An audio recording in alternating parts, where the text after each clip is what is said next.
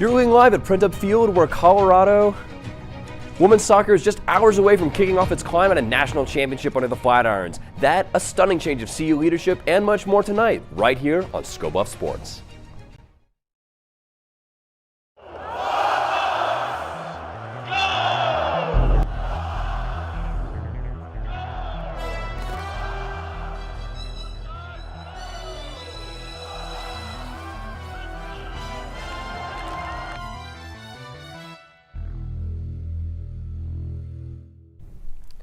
Hello everybody and welcome back to this week's episode of ScoBuff Sports Live. I'm Zachary Giesenslaw. I'm Gia Henriken.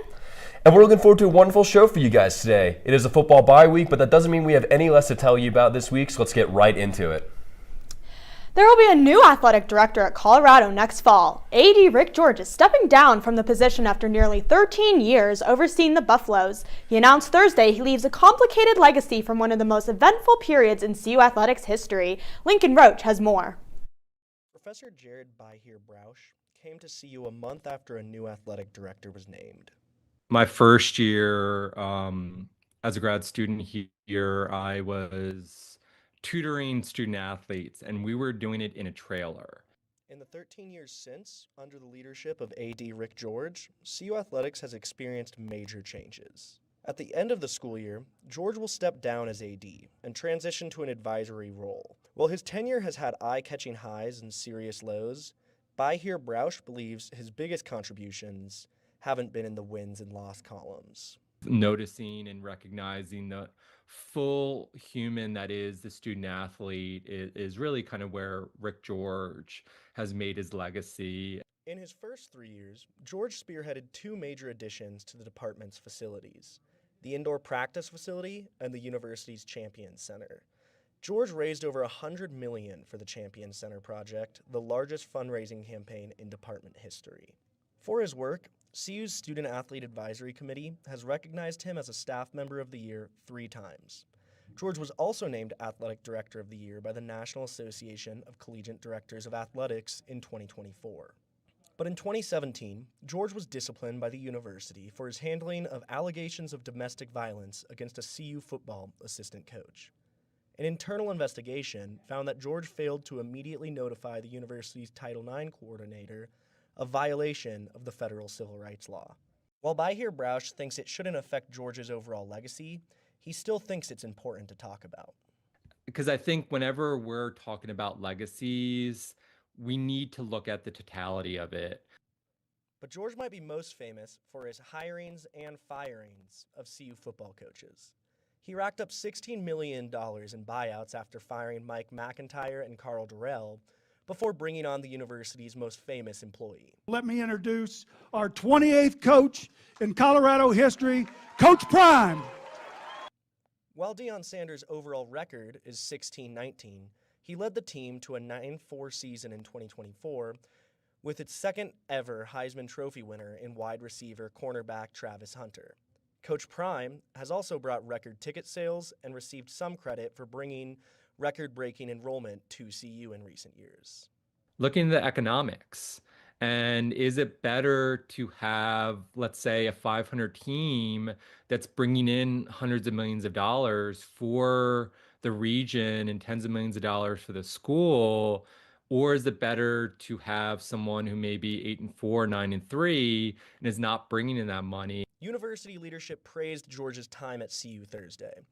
President Todd Salomon said, "Rick's decision to step back from his role as CU Boulder athletic director is a loss for us. The search for his successor will be announced at a later date." For ScoBuff Sports, I'm Lincoln Roach. The women's soccer team is gearing up for the NCAA tournament. Jake Chow and Aramis Loma are here to tell you more. Welcome into Folsom Feud. My name's Jake. I'm joining here with Aramis. And today, the first round of the NCAA women's soccer tournament is tonight. Aramis, what can we expect from the Buffs? We can expect a lot of goal scoring. They have 3 amazing nines: Emerson Lane, Jace Hawley, and Hope Leva. We can expect a lot of scoring from both sides. Utah Valley have the nation's top goal scorer, and this was a really bad draw for CU. Yeah, it definitely is a tough draw for the Buffs. They are facing the number 3 offense in the nation with the Wolverines, and they're led by Faith Weber, who leads, as you mentioned, the nation in goal tallies. But it's not just Faith Weber. Ruby Haldeck is actually the WAC Conference Offensive Player of the Year, and she doesn't even lead the nation in goals. I mean, that's pretty incredible, Aramis. No, she had 27 goal contributions, and I think the combination of a 10 like Ruby and a 9 like Faith Weber is an amazing combination to have on the pitch. I don't think CU have faced a combination like that, and it's going to be a big test for that defense. Definitely, and of course, Jordanitis breaking CU's career shutout record earlier this year. Do you think that the offense of Utah Valley can break through? I think if CU are able to pull it out today, there's going to be a clean sheet from Nidus. That defense played very well in the Big 12 tournament. Faith Leba was on that all-tournament team. Kaylee Swearinga had an amazing season as well. So I feel like if the Buffs pull it out, there's going to be a clean sheet from them. Yeah, absolutely. I mean, Colorado gets there.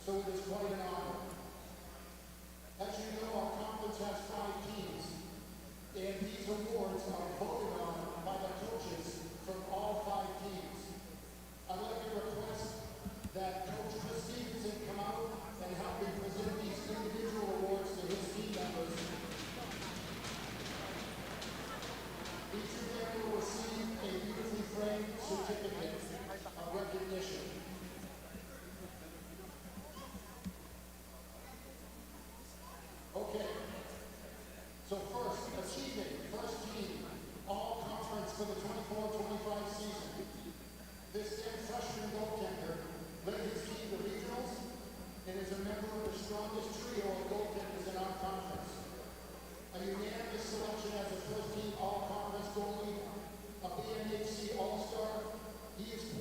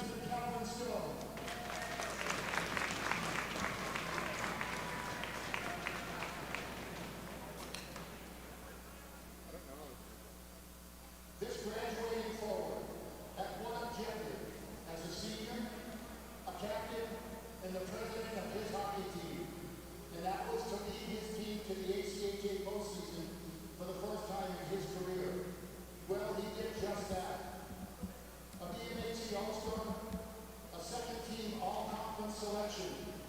And out of 55 teams and over 1,500 players, he was selected as a third-team All-ACHA West Region team member.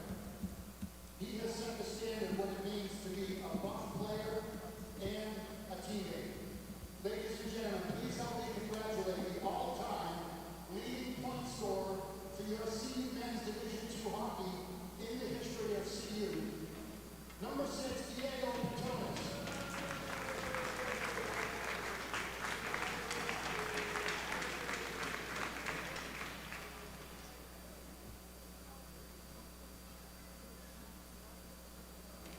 What more individual note? I would like to acknowledge another achievement that actually took place this year. Earlier this season, this senior forward, a multiple-year Big Mountain Hockey Conference All-Star, became the leading goal scorer in CU Men's Division II hockey history. Please help me recognize and congratulate number 52, Connor Smith.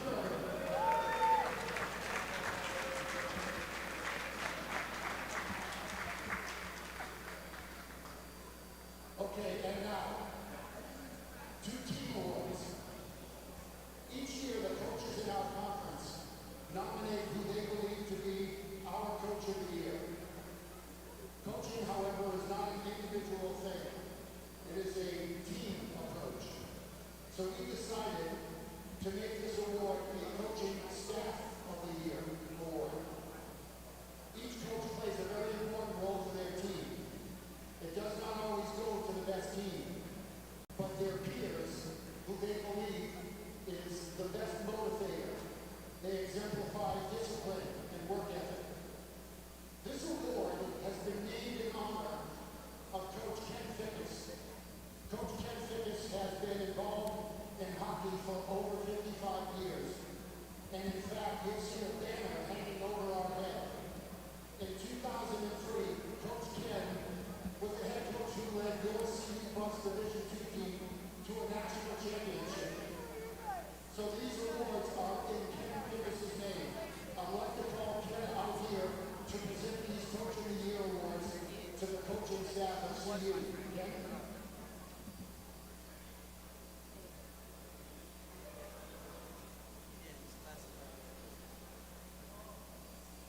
Each one of these coaches will receive a beautiful crystal, as you can see here on the table. If I can have each one come up and accept their reward. First, Assistant Coach Will Schreiber.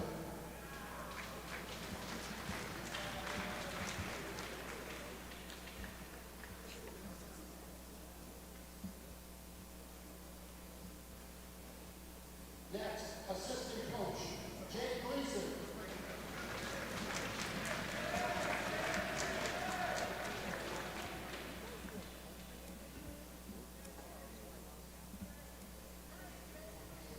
And in his first year as head coach last year, head coach Chris Stevenson.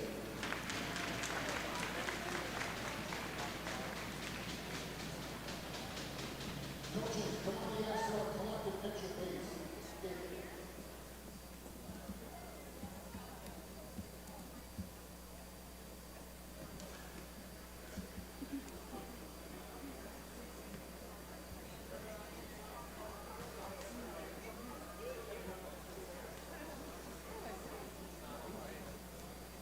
Okay, lastly, this past April, the Big Mountain Hockey Conference sent an all-star team to Philadelphia as part of an ACHA All-Star Challenge, and they competed against 12 other all-star teams from conferences around the country. I want to recognize the participants of that all-star team, because not only does that team go undefeated, but in the championship game in overtime, they won and brought that trophy back to the Big Mountain Hockey Conference. So please help me recognize these All-Star Challenge champions from both CU and CSU. Diego Thomas, Isaac Ness, Calvin Stone, Zane Plotchett, and Coach Chris Stevenson. Can I have you guys come up for a picture, please?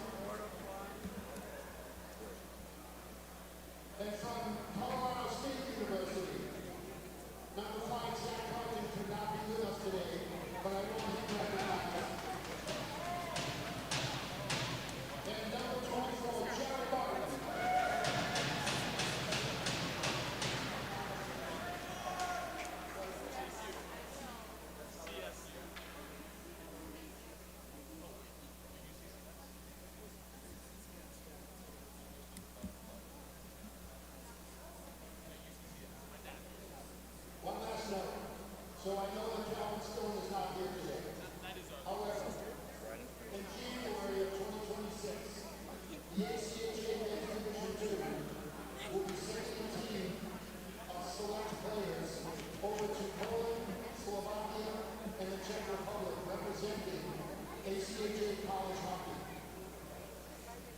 Out of over 5,500 players in men's Division II, and only 20 players and 2 goaltenders being selected. The Big Mountain Hockey Conference has the honor of having 2 players selected to participate in that team. And one of them is a member of your bus squad. So while he's not here, I would like to recognize number 23, Calvin Stone, as having been one of those 20 players heading to Europe in January.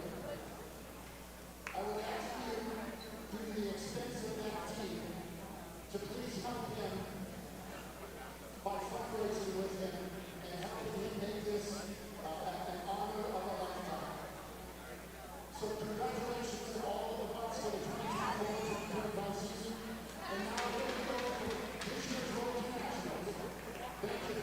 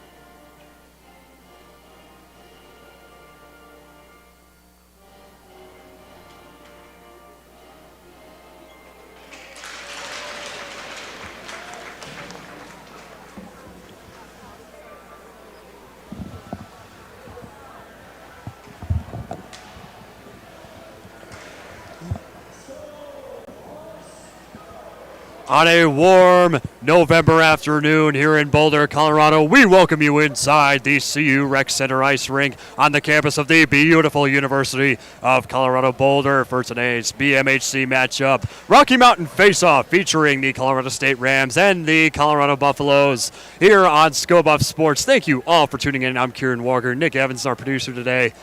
It's a pleasure to have you with us. We are a bit of a skeleton crew here at SBS, but we are honored to bring you this Rocky Mountain Faceoff. First men's D2 game we are covering for Colorado so far this season here at the Rec, as they were on the road for a number of weeks, playing down at the Promenade in Westminster and on the road playing in a number of different rinks starting off this season. The Buffs are on fire so far this year, folks. 10-3 overall. They hold the number one spot in the BMHC out of 5 teams. 31 points. Rams coming into Boulder, 3-10 overall, 4th out of 5 teams in WCHL with only 8 points so far on this season. Looking forward to this matchup as we are underway. Ponio into the corner. Puck comes out to the neutral zone. Sent back to the corner. Handled again by Zane Polacek. Probably overheard the introduction this morning as we celebrated awards from the BMHC earlier this year. CSU regains possession. That's Wilder Outman. Outman over to Prime Morales.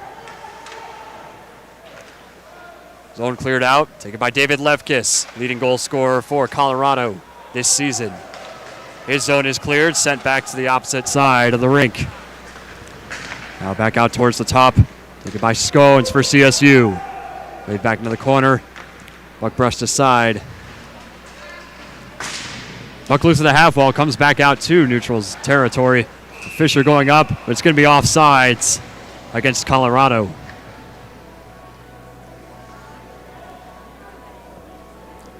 Crowd is showing up and showing out here today at the Rec Center with this Rocky Mountain face-off.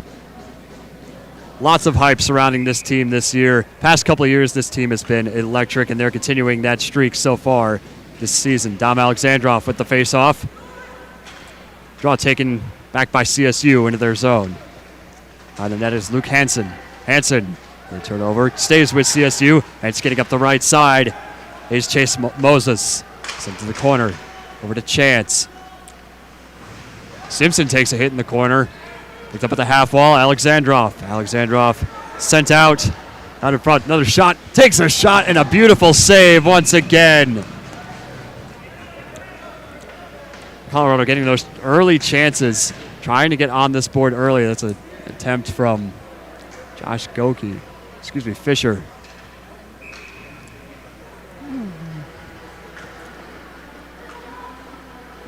Another draw coming this time in the Rams zone. Alex Book with the face-off. And he'll take it. Back to neutral zone. Braden Hackett. Hackett fighting for the puck in the corner. Won by CSU. Book.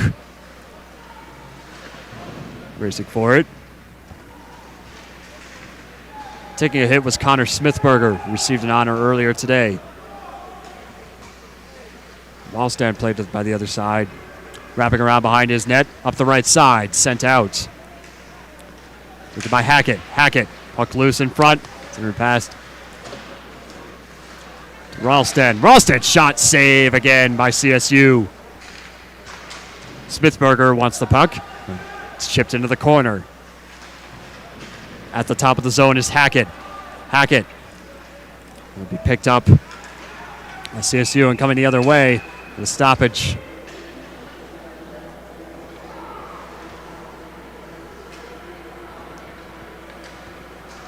Only 2.5 minutes gone by. Colorado already generating some incredible chances.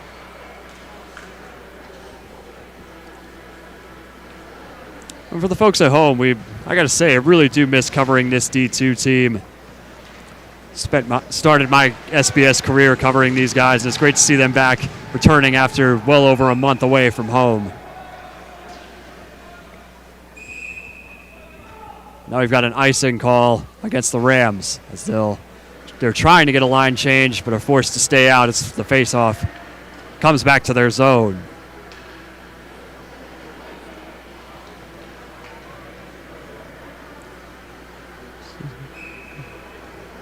Marcus Krasakis to attempt the face-off. Draw taken by CSU. We get a stoppage. Just off the pad of the CSU goaltender. Immediately starting play. If I'm not mistaken, that is Josiah Segro. I will double check the rosters when I get a moment, folks. May have to be updated.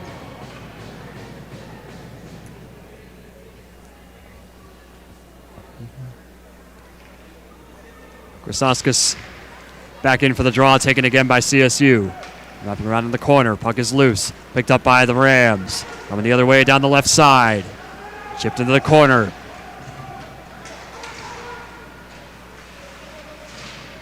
Puck is still loose. Polacek in the mix. And comes back out to Tate Doris. Excuse me, Pearl, rather. Pearl takes a shot out in front. That's deflecting into the netting.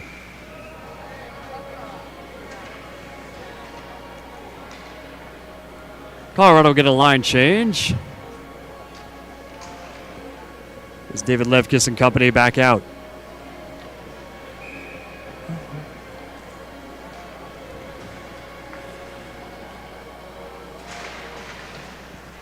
Draw taken again by the Rams. Before the puck is lost in the corner. There's Valco. Valco at the half wall. Wrapped around for Levkis. Can't connect. DePonio. Opposite side. Back for Levkis. Levkis lost the puck. Racing forward is Sean Lejeune. Levkis. That's DePonio. Bounced off the wall. On the boards. Lejeune. Cleared out by CSU. And the other way. That's off the stick of Caleb Allen. Zone cleared again. Corey DePonio chasing the puck. As Jackson O'Brien. Puck is cleared. Bo Fredrickson with a big hit. Puck still loose to the blue line. Sent across. CSU will get rid of it. Into the Buffs corner as they'll get a line change. Lejunas in the corner. Back for Levkis. Valco wrapped around. Levkis trying to get his stick on it. That's a Prime Morales sent into the corner. Physicality not dying down so far. This is the Rocky Mountain Faceoff after all, folks. Simpson chasing the puck into the corner. Another check into the boards. Puck comes back out, handled again by O'Brien. O'Brien up the right side, shot, saved by Allen. And cleared out is Simpson. Tanner Simpson along the half wall, loses the puck. It's taken by Moses.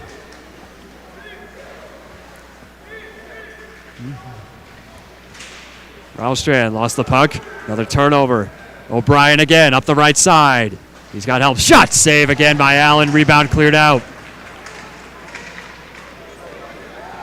But Johnson going the other way across to Alexandrov. No connection made as that play was broken up. Beautiful setup by Colorado. Polacek wants a piece. That's handled by Johnson. Excuse me, Fisher. Puck still loose in the half wall. Smithberger trying to get a stick on it. Polacek at the top of the zone. Cross ice. Broken stick. Taken the other way. 2-on-2. Play broken up and taken by Smithberger. Comes out to Hackett. Hackett shot wide right. 5 minutes gone by. 6 minutes rather. Polacek near the top. And taken by Pine in the opposite corner. That's wrapped around by Hackett. Hackett picked up by Book. Alex Book in the corner. Polacek sent to Smithberger. Taken by Hackett. Hackett checked the man into the boards, and a penalty coming here. Brandon Hackett's going to go to the box. It was a rough hit. Hackett trying to generate those offensive zone chances. This is a major loss for the Buffs. And CSU is going to go on a power play. 6.5 gone by here in the first period. Score still at 0.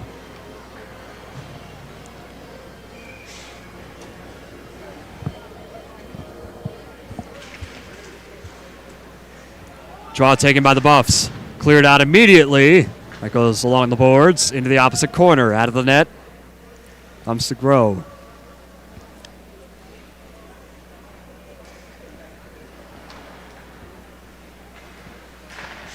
CSU played back out of their zone. Coming the other way is Teal. Teal takes a hit in front of the Buffs bench. Cleared out again is Prime Morales. Wrapping around.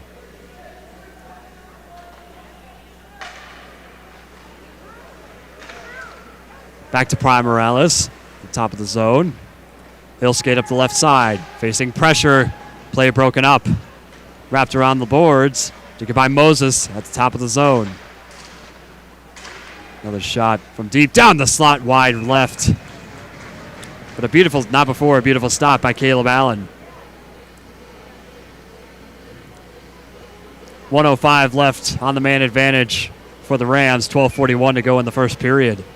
Fresh lines come out for both sides. You get Corey DePonio out on the ice.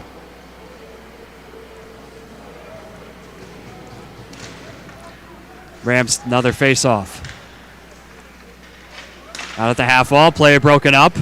Not before it's taken by Cornett. Cornett set down, shot saved by Allen, rebound cleared out. Beautiful work by Colorado inside, 1 minute to go on the man advantage. Outman handles the puck behind the net. Feeling pressure from DePonio. The left side is Cornett. Cornett, nice stick work. Out to Sulkus. Sulkus loses the puck. Outman rather. Set back out and handled by Doris.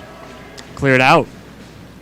12 minutes to go here in the first period. We're still scoreless. 20 seconds on the power play. CSU trying to wind down the clock. 10 seconds on the man advantage. Final chance for CSU, facing pressure from Alex Book. Was Jackson Cornett. Centering pass out in front, down the slot, no connection made. Rebound in front, Allen. Trying to get his stick on it, lost. Book loses the puck. I believe it's Bauk, rather. Zone nearly cleared out. No offsides. Taken by Smithberger. Connor Smithberger to Book. Trip up against Chris Valco. Some pressure wrapping around. Is Hackett fresh out of the box. Rams take the play. They sit back out to the other side. Coming down is Nate Bishop. Bo Fredrickson, rather. Puck still loose out in front. Defended by a herd of Buffs. Hackett trying to clear the zone. Hackett takes a hit, loses his stick. My goodness, that stick went flying into the corner. Out of the net comes Allen, sensing pressure. Puck will be handled. But a stoppage here. Buffs bench very vocal on that call.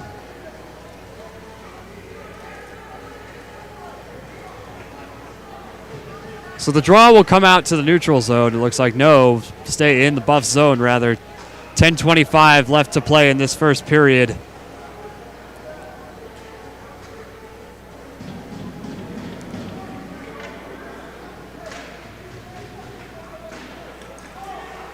Now puck is taken. Wrapped around by, again for Kosauskas.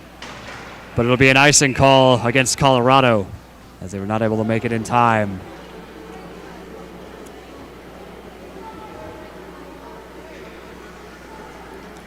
So they'll come back to their zone. This line looks like they're gassed. They're just trying to get off the ice, clear this zone as quickly as possible, and get on the board.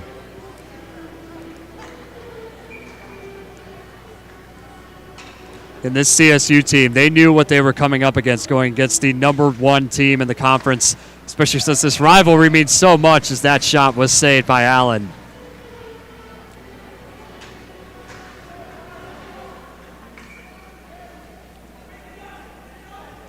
Grozowskis in for the draw. CSU takes it. And back out towards the top, play broken up and forced over to the half wall.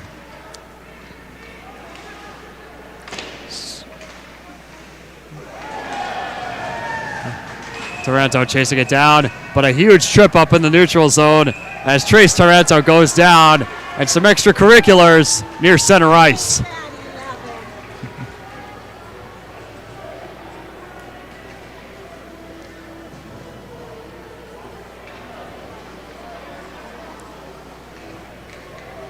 Tyler Vaughn's going to head to the box for CSU. And inside 10 minutes to go, it's the first power play of the day for the Colorado Buffaloes. Scoba Sports President Harrison Simeon has entered the rink.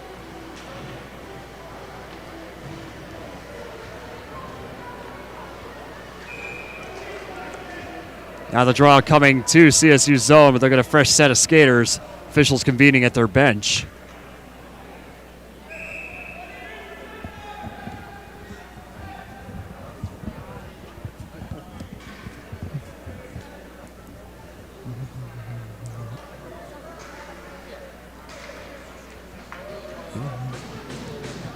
David Levkis in for the draw. He's got Dominic Alexandrov, his top power play unit for Colorado. Levkis takes the draw. Alexandrov loses the puck and forces the Buffs out of the offensive zone. Also played by Alexandrov going up the right side, retreating towards the top. Looking, sent across. Sent down ice, for Lejunis. Alexandrov out to Levkis. Levkis to Alexandrov. Shot for the point. Wide left. Rebound out in front. Centering pass can't connect. No Buff there to receive it. It's cleared out by the Rams. Handled by Allen. He'll leave it for Smithberger. Connor Smithberger loses the puck. And back to Levkis. Levkis between the legs of a defender. That shot was saved. Back out Alexandrov. The puck is forced out of the zone. This Rams penalty kill unit standing tall so far. Smithberger takes a huge hit right in front of the crowd. Alexandrov. Buffs looking for their first goal to reignite the spark in this crowd, who has shown up in dramatic fashion so far today. 8.5 to play in the period, 35 seconds on the man advantage. Levkis is getting into the slot, out to the right, looking for help. Levkis back. Top of the zone is Wallstar. Fisher shot save. And another penalty coming. And this time it'll be 4-on-4 as Alex Book will head to the box. Looks like it's going to be a slashing call. So play will be even for 20 seconds before the Rams get their second power play of the day. Yep, Bauk not happy with that call.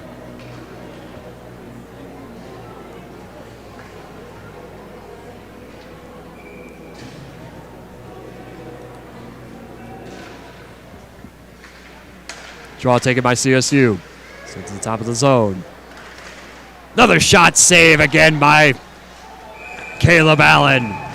He'll make a diving save and stop the clock. 9 seconds to play on this 4-on-4. 8:04 to play in the first period.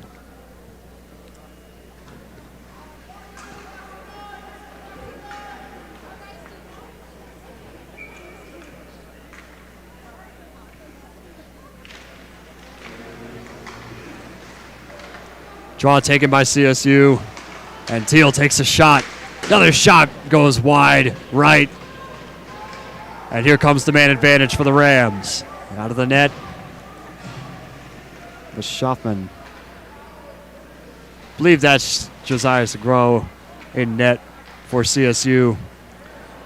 We'll have that clarified after the break.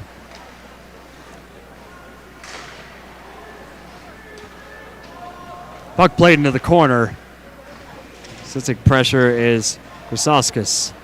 Krasauskas tried to get his stick on the puck. And Thiel going up the other side. Out to the left. Tanner Simpson with a bit of a trip, no call. Zone is cleared out, a minute to play on the man advantage for the Rams. Now dropping back. Sent out to Prime Morales. To his teammate Aiden Schmidt. Schmidt back out to the top of the zone. His silky shot for the point. Deflected wide to the left of Caleb Allen. Prime Morales top of the zone. Handled by Schmidt. Buffs clear the zone. As Segro comes out to play the puck, he'll leave it back for Sulkus. 15 seconds on the man advantage. Final chance for the Rams, and they will keep it in the back of their zone. Outman. Outman, last chance. Takes a shot. Score!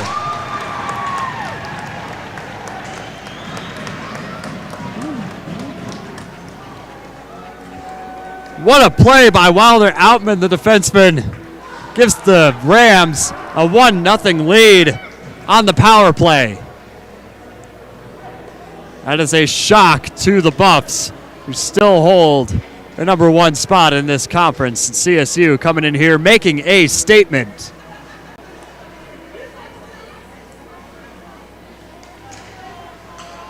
Connor Smithberger wins the draw at center ice. Smithberger out to the left side for Hackett.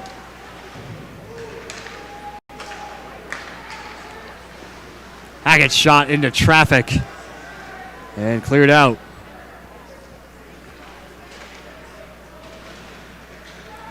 Puck still loose in the corner. A chance for Smithberger, can't connect. Here comes CSU with the response. Not before it's kept in. Now here come the Rams up the left side. It's handled. Taken by Bishop. Nate Bishop, Chris Valco up the left side for the Buffs. Centering pass for Smithberger, can't connect. 5.5 to go in the period. Handled by Simpson. Simpson shot deflected into the netting. Clock stops at 5:20. The Colorado feeling that urgency now, going down by 1 in this Rocky Mountain faceoff here at home for the first time in well over a month and a half.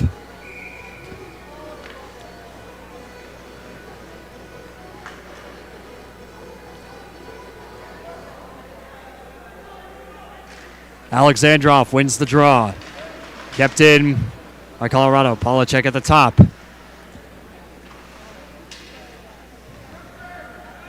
Puck still loose in the corner. And we'll get a stoppage.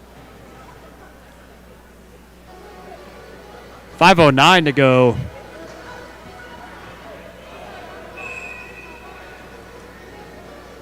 Draw stays in the Rams zone.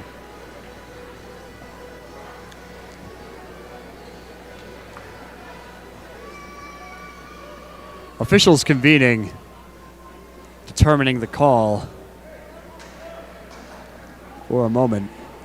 And the draw will stay in the Rams zone. Here comes Alexandrov. And he's facing Aubrey Prime Morales.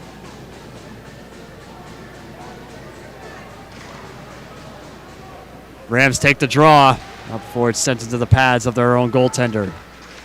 Fisher trying to keep it in at the top. Now coming the other way. Once again is O'Brien. O'Brien shot save again by Caleb Allen.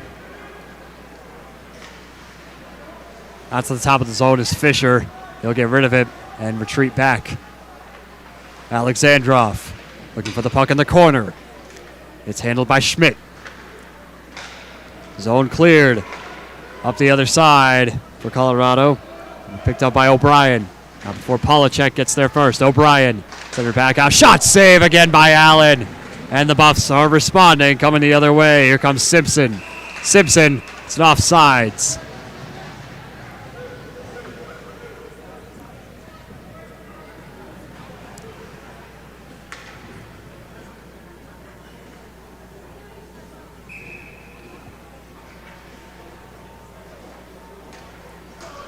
David Lefkis for the draw, coming back out to the neutral zone. Lefkis takes the faceoff.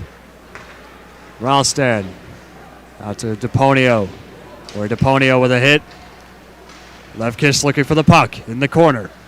Wrapped around at the half wall. And by Lejunst. Lejunas in the corner.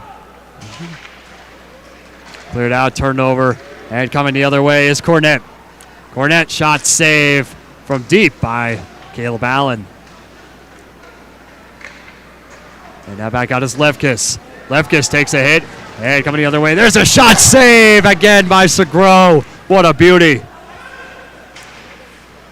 And talk about the power on that last shot. I believe it was from Lejunas. Another hit on Ralstad. Ralstad with another big hit. Here's Corey DePonio. Over to Lefkis.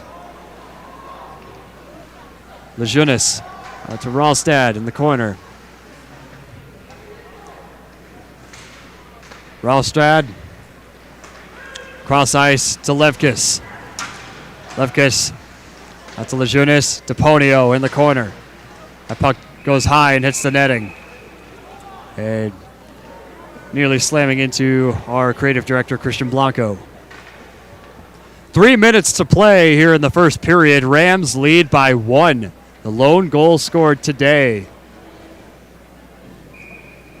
That was one heck of a play by Wilder Outman on that power play, making a statement early at the CU Rec Center. This is the Rocky Mountain Faceoff, folks. I would expect nothing less. Krasauskas takes the draw, but coming the other way is CSU. At the other side is Moses. Moses, that shot was deflected. And now the other way is Taranto. Krasauskas into the corner. Taken by Sue.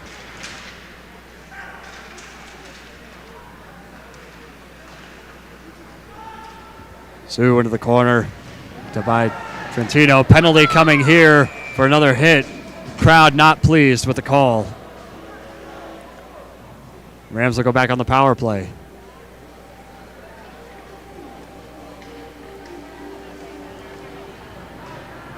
Yeah, Trace Taranto going to head to the box for Colorado. Their third penalty of the game. 2.5 to play here in the first. Another chance for CSU to make a statement as the Buffs are shorthanded.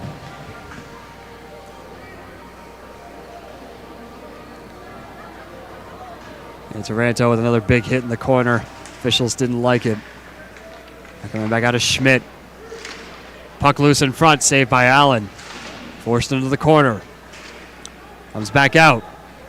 That's got the boards. Handled by Schmidt. Schmidt up at center ice. Out to the left side. Schmidt looking for help. Handles the puck in the corner. Good by O'Brien, centering out to Prime Morales. Thiel in the top. Goodbye Moses. Here's Thiel again. Up the right side. Turnover again to Zayn Polacek.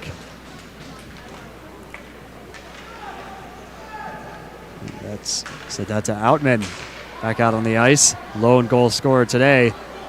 Ralstad, left back for DePonio, can't connect. Ralstad out to Krasauskas, takes a shot and it's saved again by CSU. Hey, Josiah Segro just seeing pucks flying at him left and right. He was able to cover. Dangerous chance for Colorado, shorthanded. 55 seconds to play on the man advantage, a minute 25 in the first period. Krasauskas in for the draw. He'll take it. Before a turnover, comes back to the Rams. Solkis takes it himself. Out to center, cross ice. Handled back at the top by White. White sent into the corner. Puck loose on the other side.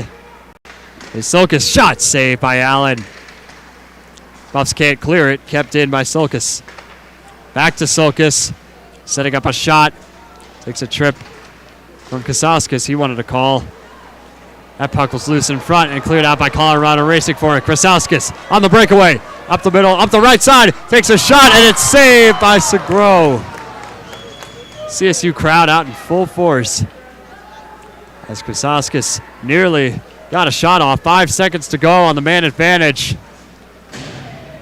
Out of the box comes Taranto. He'll head to the bench. Coming on is Hackett. Nearly gloved down by Colorado. Send out to Smithberger. Smithberger takes a hit. Ralstad in the corner. 10 seconds to play in the period. Buffs will wind this down, not before CSU handles the puck. It's Hansen, Smithberger up the left side. One last chance. Back with a shot, and it's saved by CSU, and that's going to do it for the first period of play.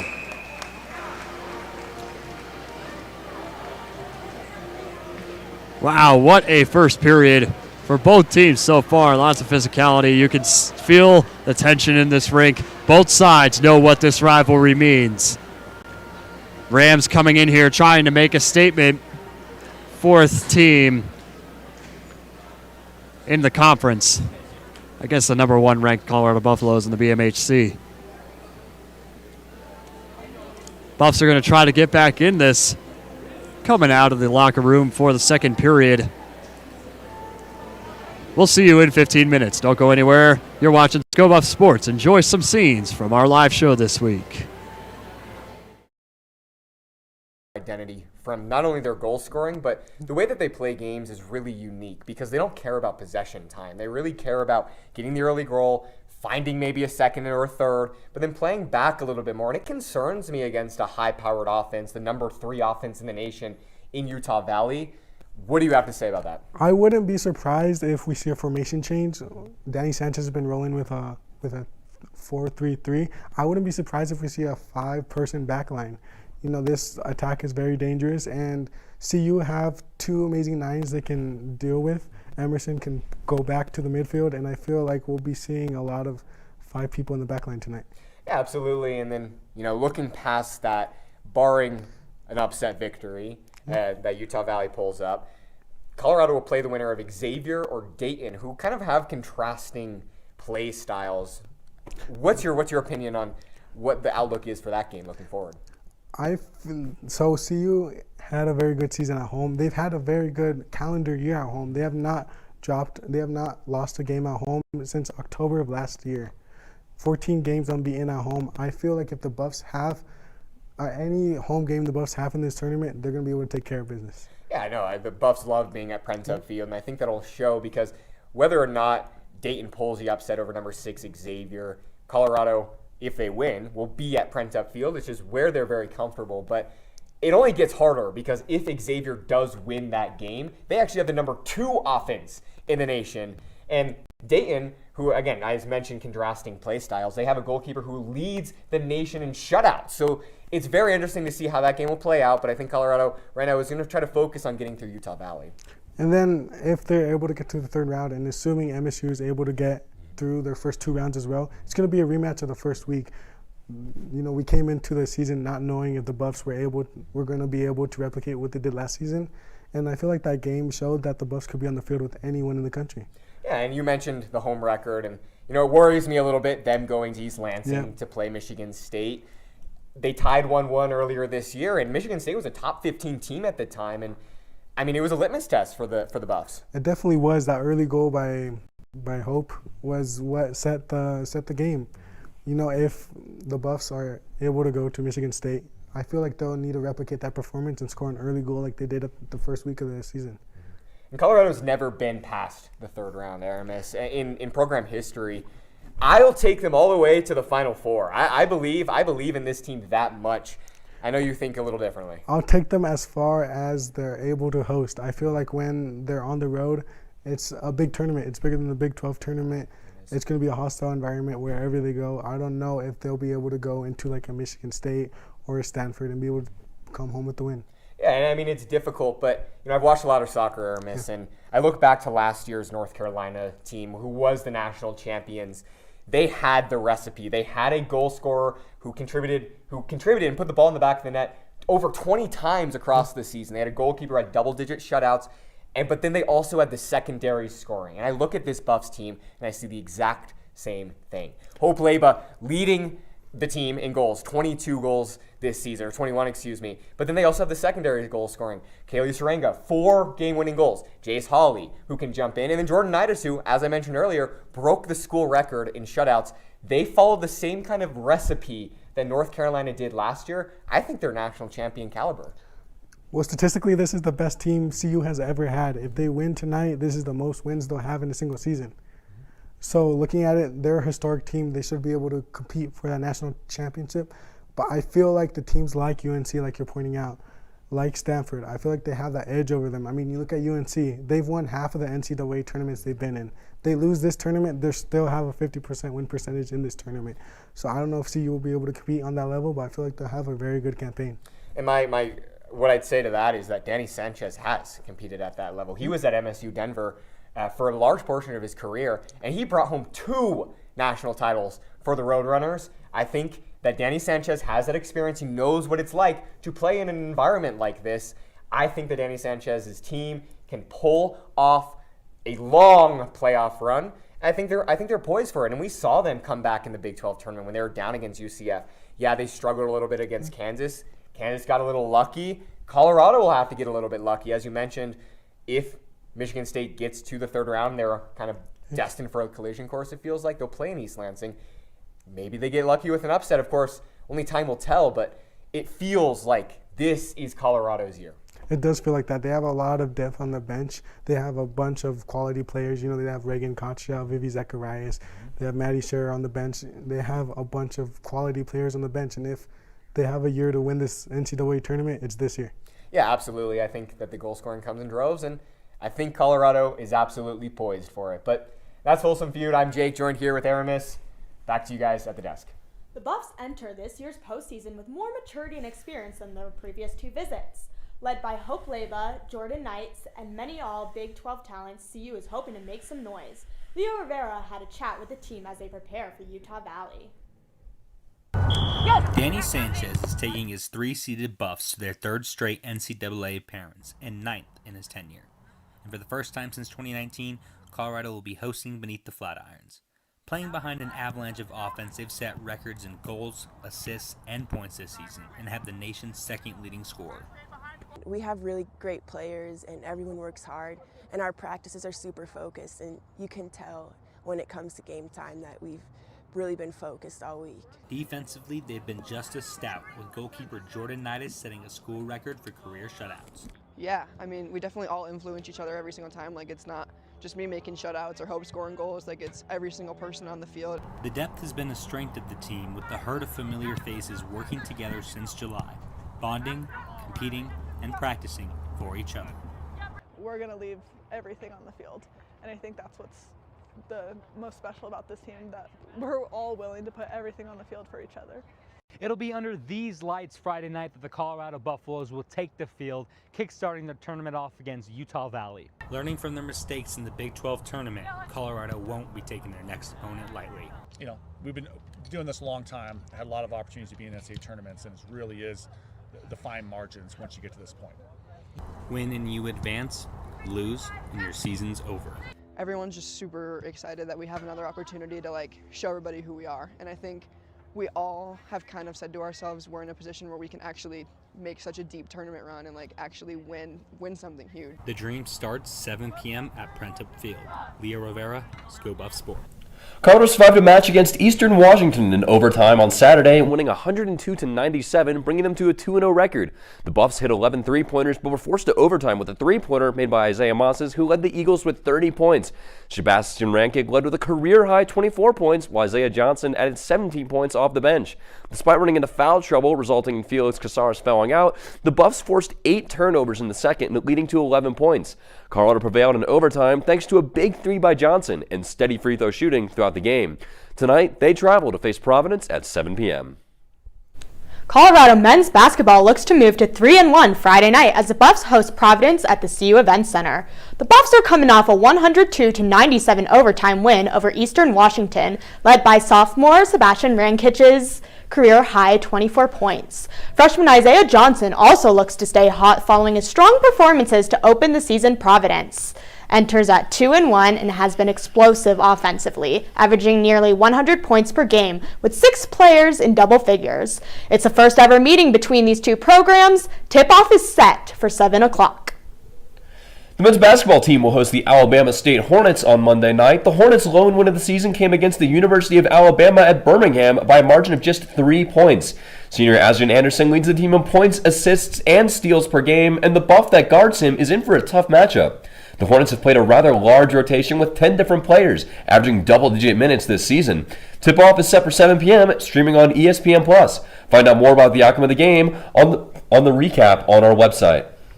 Women's hoops went to Kentucky Wednesday seeking an upset win against the number 22 ranked Louisville Cardinals. The Buffs lead by 3 entering the fourth, but went almost 9 minutes without a bucket. This allowed the Cardinals to pull away in the game's final moments, winning 74-68. Cardinals guard Skylar Jones chirped for the 21 points in the matchup. Head coach J.R. Payne's new faces balled out as Ziona Walker scored 19 with OIL Dutot, notching a double-double after the loss. Payne said the loss showed lots of things to build on in the early season as they fell to 1-1 on the year.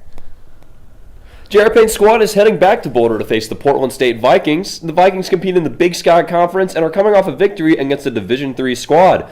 Vikings guard Kylie Brown leads the team with 18 points per game, which is good for 5th in the Big Sky Conference. It will only be the second time that these programs have met, with the Vikings taking an 85-53 win all the way back in 1982. This begins a 2 home game stand for the Buffaloes before they head to Hawaii over Thanksgiving. The second game of women's basketball's homestand features a matchup against the Boise State Broncos. The Broncos were picked to finish 4th in the Mountain West. Last season, J.R. Payne's squad took their first loss of the season in Idaho, 50-47. The Broncos are undefeated on the season with wins against San Francisco and Eastern Oregon and take on UC Davis today. It was a slobber knocker in last year's matchup as each team shot nearly 30% from the field. Tip-off on Tuesday is set for 7 p.m. Mountain Time. And that brings us to this week's trivia question. Following an amazing regular season for the Buffs soccer team, CU was awarded the 3rd seed for their quadrant in the NCAA tournament and will host their first round game against Utah Valley. We are asking you, when was the last time the soccer team hosted a game in the NCAA tournament? Stick around for the answer later in the show.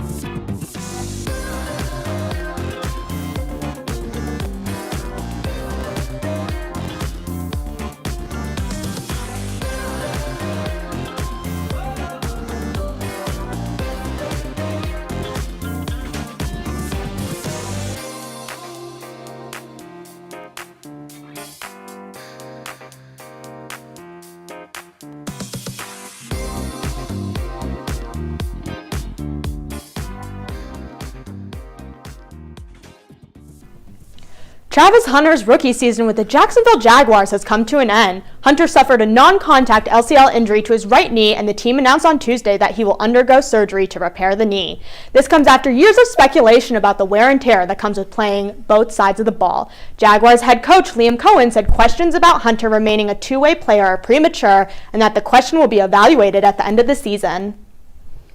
Last weekend, the Buffaloes suffered a disappointing loss in Morgantown to the West Virginia Mountaineers. Scobuff Sports' Lincoln Roach is here to tell you more. Well, the Buffs aren't going bowling anytime soon. Colorado lost 29-22 today against West Virginia here in Morgantown. It is just the second losing season in 3 years under Coach Prime. Now, it wasn't all bad, though. We got to see the debut of 5-star quarterback Julian Lewis, who would throw for 299 yards with 2 touchdowns. It was a mixed night for Alejandro Mata. He'd score 3 field goals, but at the same time finally break his 104 consecutive extra point streak, missing 1. The defense, after letting up over 100 points in the last 2 games, finally started to show some light.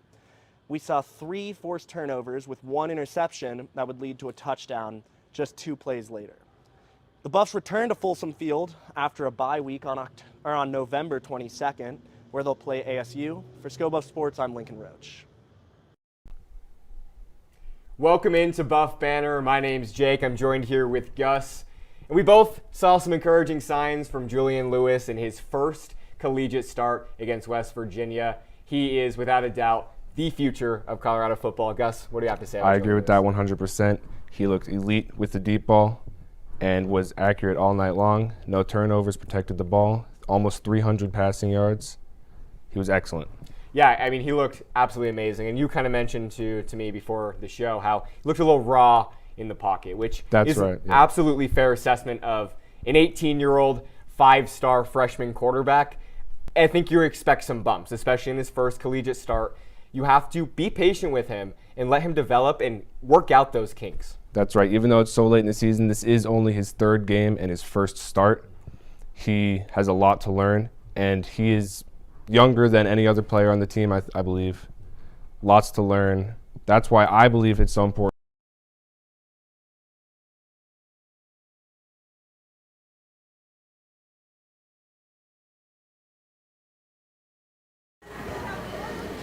Welcome back to Boulder. Ready for period number 2 between Colorado Buffaloes and the Colorado State Rams in this fine Rocky Mountain face-off. Kieran Walker, Harrison Simeon joining us as well. Harrison, how you doing today, my man? I'm doing pretty good. How about you? Not too bad, man. I mean, it was a late night last night covering men's D1. It was a tough way to lose that game. I mean, going to overtime.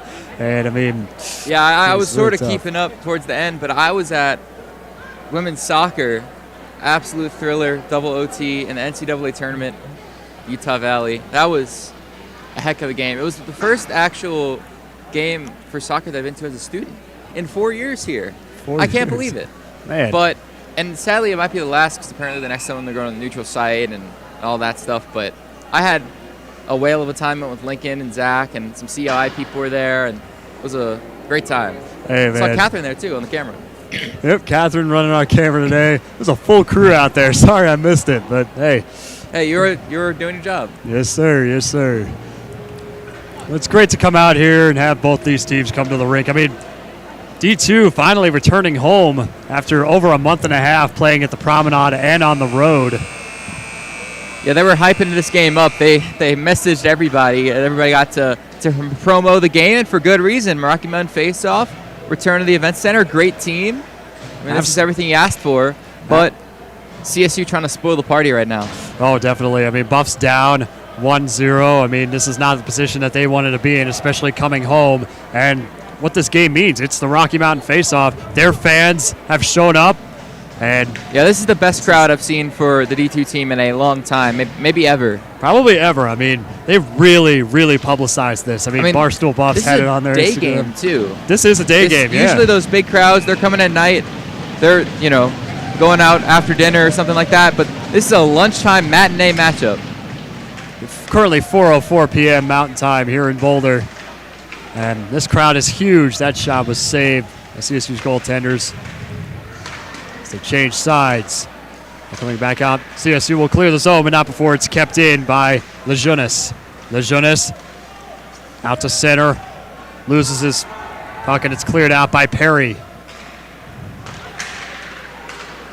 Now Perry laid it back into the zone, but it's going to be ruled offsides. Yeah, Buffs had a decent chance there, but just out of the reach on the centering pass.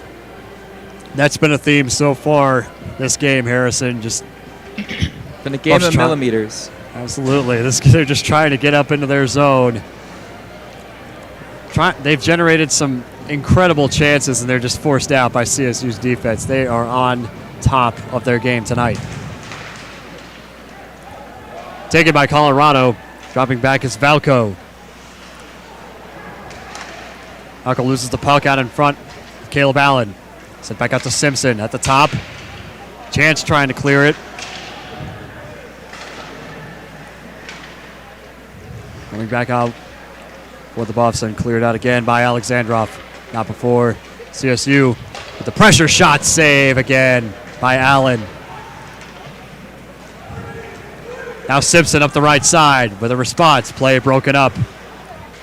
Ooh, it's 12v12. And it's Teal there with the stop. Puck loose in the corner, taken by Alexandrov. Support is Fisher. Valco to Fisher. It's picked up by Alexandrov. Puck still loose behind the net. Fisher comes away with it. Zone is cleared. Here comes Chance. Retreating back. Back out to Fisher. Up the right side, Alexandrov. Takes a check at the half wall. Another big hit behind the net on Hansen. Now the Buffs Rams right coming now. the other way. Communication, you mentioned some of the issues in the first period. They're one away from being back to square one. They've got to just stay composed. Don't worry too much about the score where it's at. Just focus on getting that first one, and you're right back there. Start the game over. They've got to remember where they've been all throughout the season. There's a reason they are number 1 in this conference, number 23 in the country. Sloppy face-off taken away by the Buffs. Another turnover. Possession regained. Going up the left side is number 37. Shot save. And bounced off the half wall. Kept in at the top. It's Harkett. Hackett wrapped around. And coming the other way. CSU with a response. Centering pass. Play broken up. Diving for the stop. Yeah, Ralstad hit the stop, drop, and roll. Puck still loose in front. Wallstad plays the puck into the corner. And Hackett trying to clear the zone, and up for Alex Bauk on the other side. Number 37, Smithberger on the ice, taken by Wallstad. 3 minutes gone by here in the second. Wallstad. Back out to Hackett. Hackett into the corner, and a turnover going. Number 27. Fredrickson. Fredrickson plays the puck into the corner. Up by Sue. Sue with a hit. And that's cleared out again. Going to the opposite side. Yeah, see CSU really ramping up the physicality this period. CU's been doing a good job when their back against the wall. Taking it to half wall, down goes Zauskas. Haven't really gotten off a clean shot because of that. Whoa, what a hit. Big hit behind the net. Lots of physicality coming from Hackett. Holy cow. That's cleared out. Pass was high. Left back by Allen. Picked up by Polacek. Polacek keeps it in the zone. I got to Allen. Up the other way is Perry. Perry bounced off the boards, going up the left side. Perry play broken up. He nearly kept that. Another shot, they score!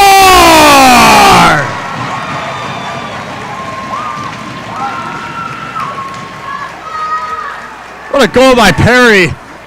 Able to sneak that one right past. He went up that left side, maintained control of that puck through traffic, and sneaks it right past Josiah Segro. What a play. Yeah, excellent deflection. Perry was right there in good position. Ready for that to find a stick. And like I said, little communication, some offense that's out on the front foot, that's aggressive. Ties this game up. Rams take the draw after game is tied at 1. 15 and a half to go here in the second. Chance behind the net. That's a Levkis. Chance. Levkis loses the puck. Another turnover. Coming the other way is the Rams. Shot save again by Allen.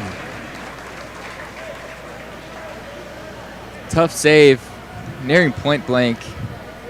Had to really, I mean, it was right to him, but when you're that close, you got to just squeeze it really hard.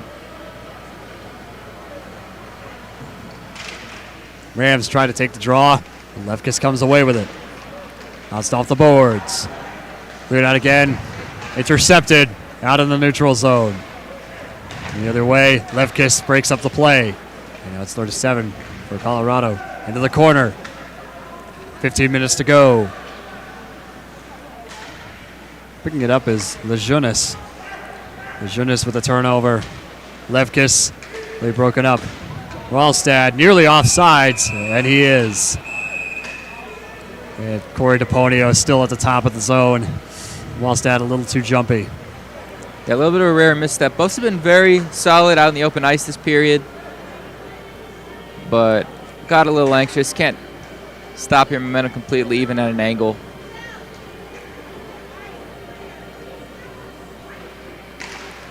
Draw taken by Alexandrov. Coming back at the Buffs. The turnover, Fisher looking. Goes down to the corner, centering pass. That's taken out to Alexandrov, can't connect. And coming the other way of the Rams with speed. On the right side, there's a shot save again by Caleb Allen. He'll smother it. Wallstad in a bit of a scrum in front of the net. Yeah, it looked like Allen just had the slightest mishandle, and that got the CSU wing to, sneak in a little bit more. I think that's Fredrickson. And Buffs don't take too kindly to that.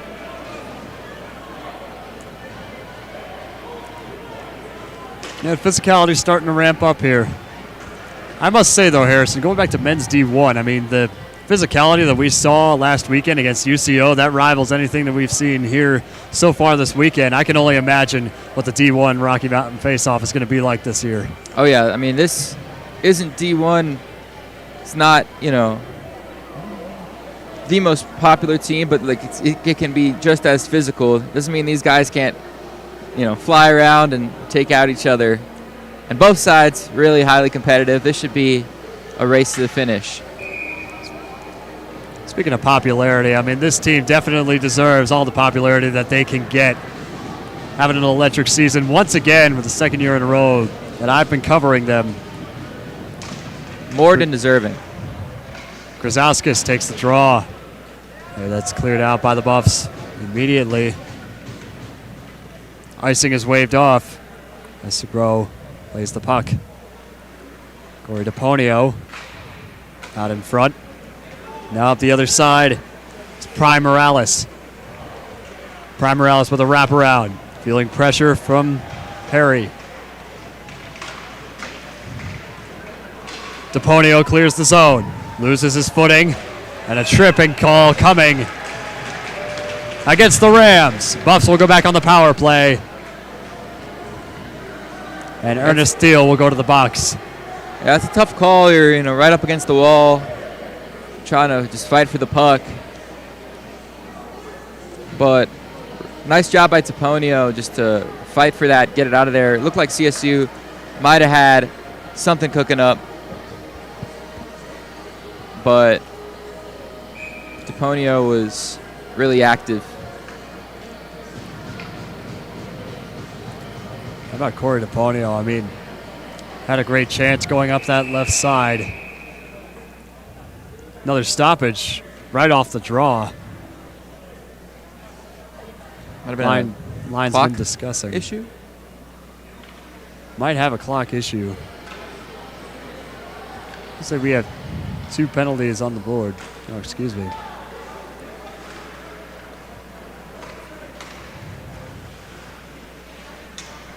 Taking it to the top of the zone is Colorado. So maintaining it is Levkis in the corner. Alexandrov handles the puck. Alexandrov hitting the corner. Handled by Sulkis. That's sent out towards Sulkis. It'll be picked up by O'Brien. Excuse me. Here's O'Brien in front. Shot saved by Allen. Dangerous situation for Colorado. Alexandrov there to clear it out. Puck was loose. There's a shot wide right. Ooh. And another penalty coming as David Levkis goes down hard. Puck handled by Allen. Colorado will take it. Levkis makes it back to his feet. Oh, it looks like they might I think they caught Allen trying to trip up a CSU player coming down to the bench. And CSU crowd loves it. Number 29 for the Rams is going to head to the box. That's tough to be on the advantage and then just kind of stop the momentum there. The Buffs will discuss, see who will serve out this penalty. The open ice was very much favoring the Buffs. Looks like Alexandrov was going to the bench, but The 4-on-4 working in their favor on that shot by CSU. There was nobody there for the rebound, even though it was a pretty well shot. Hard hit off his pad. Buffs were just here to clean it up. So now we got everybody in timeout. Absolutely. We get 3-on-3. This doesn't happen too often. We got overtime. Go to overtime. Looks like the Rams are going to get a 5-minute major for that hit on Levkis. Yeah, he took a shot to the face. Yeah. From my angle. He's not great, so actually it looks like he's going to head to the locker room. Yeah, Levkis able to get back up, but that's not a great scene. Like you were saying, getting physical, getting a little chippy. Now getting a little cheap here on both sides. Yeah, I mean, that first period was not very telling of what this game would become. Physicality really ramping up here in the second. Buffs will have 3 minutes of power play and potentially any type 5-on-3 or no? No, not quite. Looks like it might be a 4-on-3 to start out. 4-on-3 for about 30 seconds of that. So the Buffs will go back on 4-on-4 after half a minute. 4-on-3 rather. Puck taken. To the other side is Sulkus. Sulkus centering pass broken up, taken by Fisher. Fisher to the left side, diving for the puck was Prime Morales. Now Fisher leaves it back. Puck is still loose, handled by Sue. Sue wants a piece of it. Rams coming the other way. It's Schmidt. Schmidt with a shot, saved by Allen. Sent wide of the net. On the other way, Sue wide open. 2-on-1. Sue from Wallstad. Sue with a shot and a beautiful save by the CSU goaltender, Segro. Fisher. Sent across. Another shot save. Wallstad. Levkis with the rebound from the point. Right down that slot, and it's cleared out again. A hell of a job by both of these goaltenders. On the other way, Levkis. Levkis shot save again by Segro. This is you. Wallstad. Near the top of the zone. Levkis. Sent across to Fisher. Fisher on the point. Out to Levkis. Out the left side. Forced out of the corner. Over at the half wall, skating into the slot. Levkis at the top. Handled by Fisher. Fisher. Out the top. Skating out to the right side. Centering pass broken up. Levkis keeps it in. 20 seconds to go on the power play. Excuse me, 4-on-4 rather. Wrapping around is Lejeunesse. Wallstad. Out to the right side. Forced into the corner. There's a hit from Levkis. Wallstad goes down. Now it'll be a Buffs power play. Yeah, Buffs did a heck of a job of controlling the puck there, but CSU just clogging any lanes, didn't have any open opportunities despite the long possession. Now Lejeunesse. Forced back out to Deponio. At the top for Alexandrov. Levkis. Levkis been on the ice for a minute now. It's got to be gassed. Smithberger, Alexandrov in the corner. Excuse me, Deponio. Here's Deponio. Keeps it in. Deponio looking. Centering pass, Alexandrov. Taken by Smithberger. Shot saved by Segro. And a wrap around for Smithberger. Deponio wants the puck. Here's Smithberger. At the top. And by Levkis. Levkis, pass broken up. Smithberger. Levkis. Where Deponio wants the puck. Deponio at the half wall. Looking for Levkis. Back behind the net. 2 minutes to go on this man advantage. Levkis. Alexandrov loses the puck and forces the Buffs back out. Now DePonio up the left side with speed. The wraparound coming into the corner. Still DePonio. Out to Alexandrov at the top. DePonio into the slot. Levkis centering pass. No connection. Diving for it was Corey DePonio. He can't get there in time. 90 seconds to go on the power play. Levkis. Out at the top. Loses it and forces the Buffs out of the zone. Now Sue. That's DePonio. DePonio, beautiful stick work and a save by Segro. What a stop. That was a beautiful deke by DePonio. Buffs have been just teasing the Rams during this power play. Haven't found a crease until really right there. Excellent stick work from DePonio and just good all-around possession. Keep the pressure on the Rams. But Rams just doing enough to keep things out of harm's way. 1:13 to go on this man advantage. Buffs need to get on the board and extend this lead out to 1 here at home. They know what this matchup means. They're going to try to get back into this. Sue takes the draw. I got by Bauk, and losing the puck was Wallstad. It's the third time they've had it and just kind of lost it behind the blue line. Wallstad. I got to Krasowskis. Wallstad out to Fisher. Krasowskis.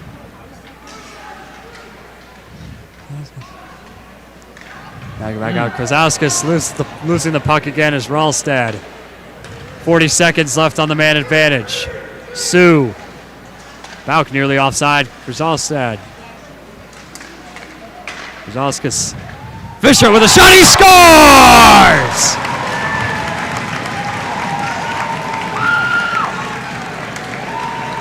Fisher. What a play by Fisher, able to sink it as the goaltender. Buffs take a 2-1 lead. 8:22 to go. Buffs are thanking their lucky stars they got one out of that power play. It was getting close. They had a lot of time with the puck. Finally, Fisher able to get a clean shot. Did not miss. Great shot from an awkward angle. It came out from that right side. Yeah, near post. He kind of looked more relieved than happy after that goal. Absolutely. He was just hoping to get something on. Buffs walk away.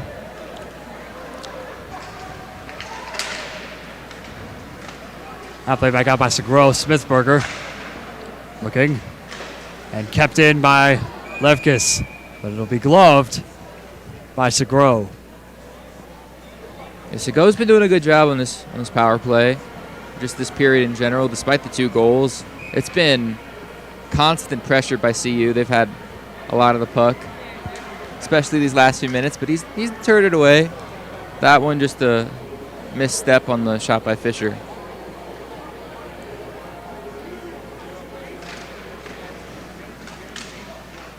Draw taken by CSU.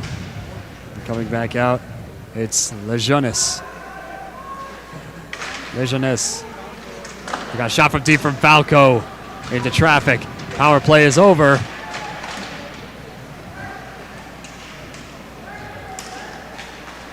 And now handled by Prime Morales up the left side. Prime Morales out to DePonio. First time the Rams have seen offensive zone time for a second. Lejeunesse shot wide right. Wow, it almost looked like it was going to go in. Lejeunesse. High over the net. 7.5 to go in the second period. Out in front, puck is loose. A force behind, racing for it is DePonio. Into the corner. Back out is the Rams.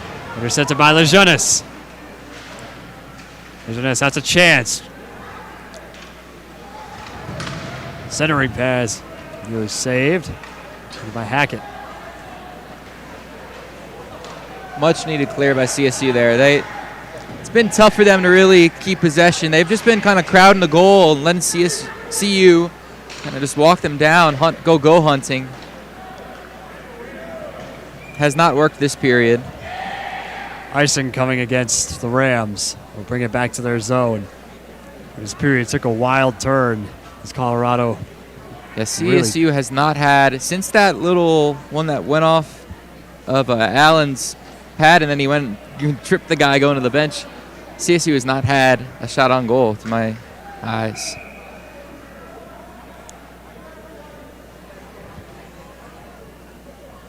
I think they're getting a little bit tired going down. That was a costly 5-minute major. Really kind of blew their momentum.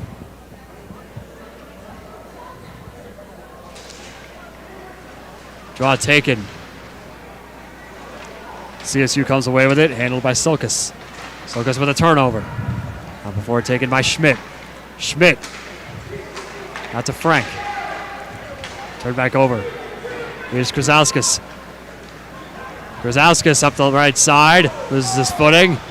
Nearly a trip, but he sends a ram to the ground. Now Smithberger. Smithberger. Sent out to Taranto. I don't think Taranto knew he had the puck. Now Smithberger fighting for the puck along the half wall, as is Taranto. Krzauskas in the midst. Cleared out by the Rams. Perry. Perry setting up a chance and a big hit. Down goes Perry at the half wall. Taken. Smithberger out to Perry. Perry. The wraparound. Taken by Hackett. See you a little too cautious in that possession. Smithberger had it from around the net. Might have had a nice chance. Just kind of waited on a pass too long. CSU able to get it out of there. We have a trip up against Brandon Hackett. He goes down. Alex Bauk racing for the puck. But it'll be an icing against the Rams. Yeah, I don't really know. Buffs defense, their best defense has been good offense right now. Just taking it across center ice. They're shoving right now. Responding well from that first period, for sure.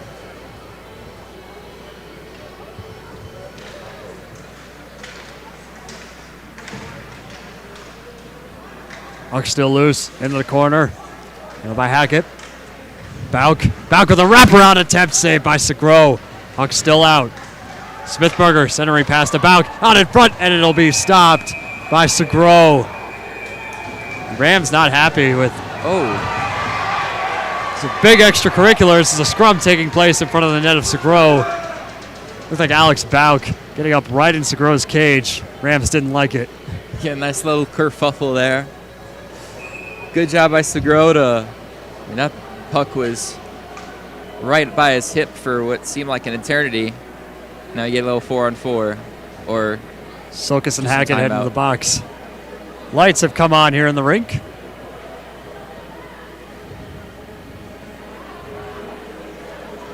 Yeah, the sun's beginning to set now. It's 4:30 p.m. here in Boulder. It's getting a little dark here in the rink. Decided to shed some extra light on the ice.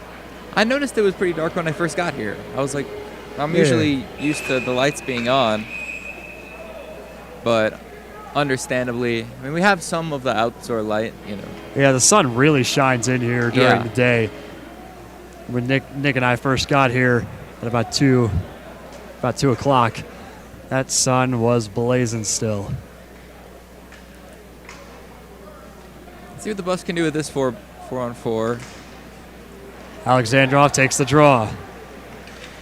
37, taken by Fisher. Now Fisher. Played back out to Alexandrov. Avoids the excellent stick work as he's tripped up in front of the net of Segro. Coming the other way is CSU. Played back out to Prime Morales. Sets across to Schmidt. Schmidt, centering pass intended for Prime Morales. Can't connect. Alexandrov behind his own net. 4.5 to go in the second period. 1:20 to play on this 4-on-4. Puck loose in front. Glove on the ice. It's Wallstad who gets it back. Alexandrov shot from the point, and it's saved by Segro. Alexandrov stays on the ice. Able to pick up the glove on the fly there. Gotta do what you gotta do. Schmidt. Back out to Perry. Yeah, meanwhile, CSU doing a good job there. Some nice passing. Schmidt had a nice handle to kind of initiate that chance. It's going to take more than that to get past Allen. Alexandrov handles it, sent across to Fisher. That shot went high over the net. Beautiful setup.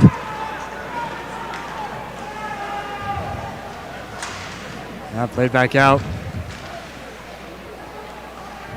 Handled by Zane Polacek. Polacek.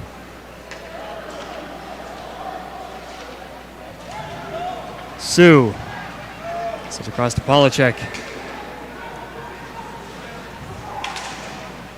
Now Polacek out to Kazauskas. Perry near the top. That nearly went in. Crowd thought it went in. It squeaked wide. 4-on-4 has expired. 3 minutes to go in the second. Polacek centering pass to Sue. There's into the corner. Big hit against Toronto. Kazauskas to get the puck in the corner. He got sandwiched.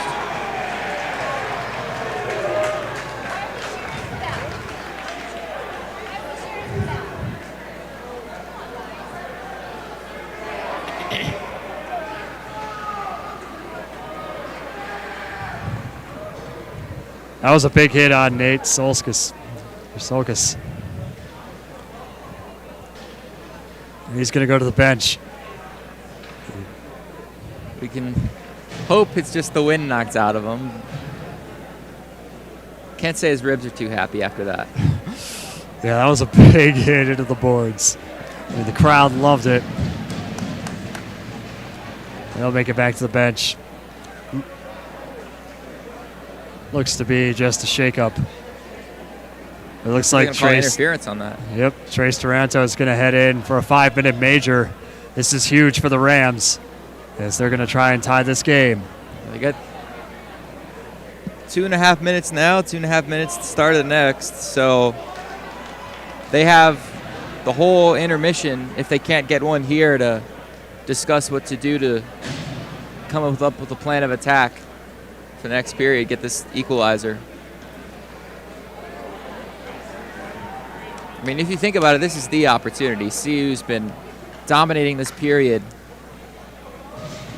Yeah, this also raises the question, how are they going to respond in the third after they've had an electric second period and they hold on to that momentum. That shot was broken up. So this power play will bleed into the third. 2.5 to go here in the second. Handle behind the net. Coming out is Thiel. Thiel handles the puck as he evades Lejeunesse. Thiel at the top of the zone. DePonio trying to clear it out. Handled by O'Brien. O'Brien into the corner. By Prime Morales. Forced out to the half wall. Kept in by Thiel. Prime Morales. So back out. Here's Thiel with a shot into traffic. It was broken up and handled by O'Brien. O'Brien out to Thiel. Back to O'Brien. Puck is still loose. Comes back out, and coming the other way is Colorado. Look out. Shot just high over the net. What a setup by Lejeunesse. He's slow to get to his feet, but makes it out of the corner. But a penalty coming. Ooh, jeez. That was a big hit. Lejeunesse just slammed into the wall after he slid down. A little bit shaken up. But he showed his speed there. Almost went burned a little too hot there. It's another 4-on-4. Able to draw the penalty, keep things even. So we'll end this period with a 4-on-4. 1.5 minutes to go. This 4-on-4 will bleed into the third period. Lots of physicality before the draw even took place. Zane Polacek chirping with slaw.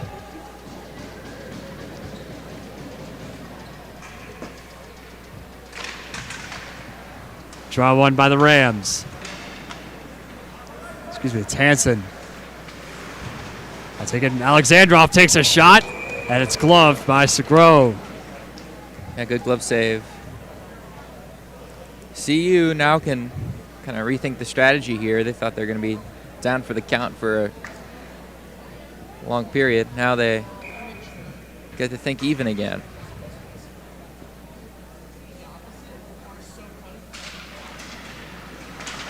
Lefkis takes the draw. Forced back out to Polacek. Treats back into his zone. Looking for his man. He's back for Alexandrov, feeling pressure from Moses.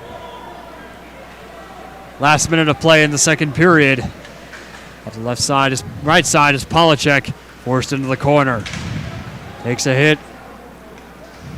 Comes back out to Outman. Sets across. Polacek to Perry. Perry shot wide. Squeaked it wide, right of the net. Levkis into the slot, looking. And a man in front, it was Polacek. Polacek goes down. And by Perry in the corner, sent back out to Levkis. Levkis tried to get a shot off. And it's cleared by the Rams. Coming the other way now is Moses. Moses up the right side, forced into the corner. Pressure from Alexandrov. Picked up by Scones. Goes at the top. Shot! Just deflected wide by Caleb Allen. What a setup by Outman. Levkis. Still feeling pressure. 5 seconds to go in the period. Final chance for the Buffs to extend this lead to 2. And that's going to take it to the end of the period. Buffs lead 2-1. And we will begin period number 3 with a 4-on-4 for half a minute. Yeah, it must be the physical luck charm. I seem to, when I was here for UCO, got a little hectic, and then I hop on the mic immediately today. It gets pretty physical, but great period from the Buffs offensively, and able to, even when they were shorthanded, draw back even to close this period, not have to worry too much. They'll still have about a minute 45 shorthanded up to this coming period, but they're in good position. They look much more comfortable after CSU took that opening lead.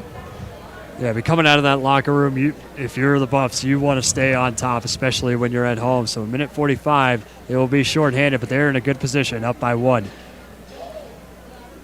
Folks, we'll see you in about 15 minutes. Enjoy some scenes from this week's live show.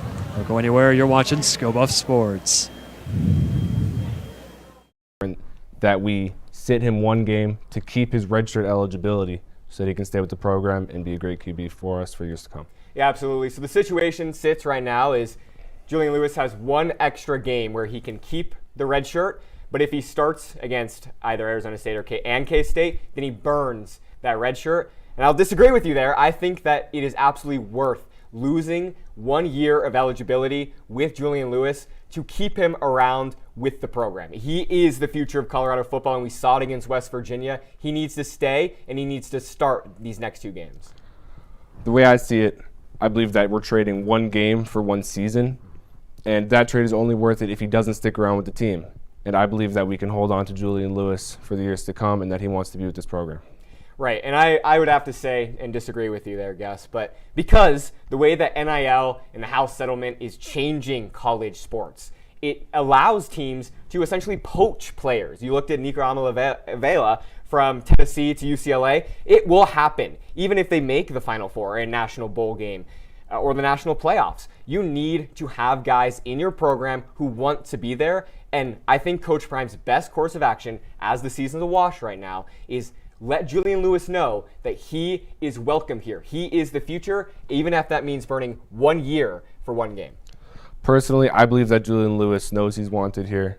I think that when he flipped his commitment from USC, he had an opportunity to learn under established quarterback whisperers, and he flipped to the University of Colorado to be with Coach Prime and the Buffaloes, and I believe that he intends to stay.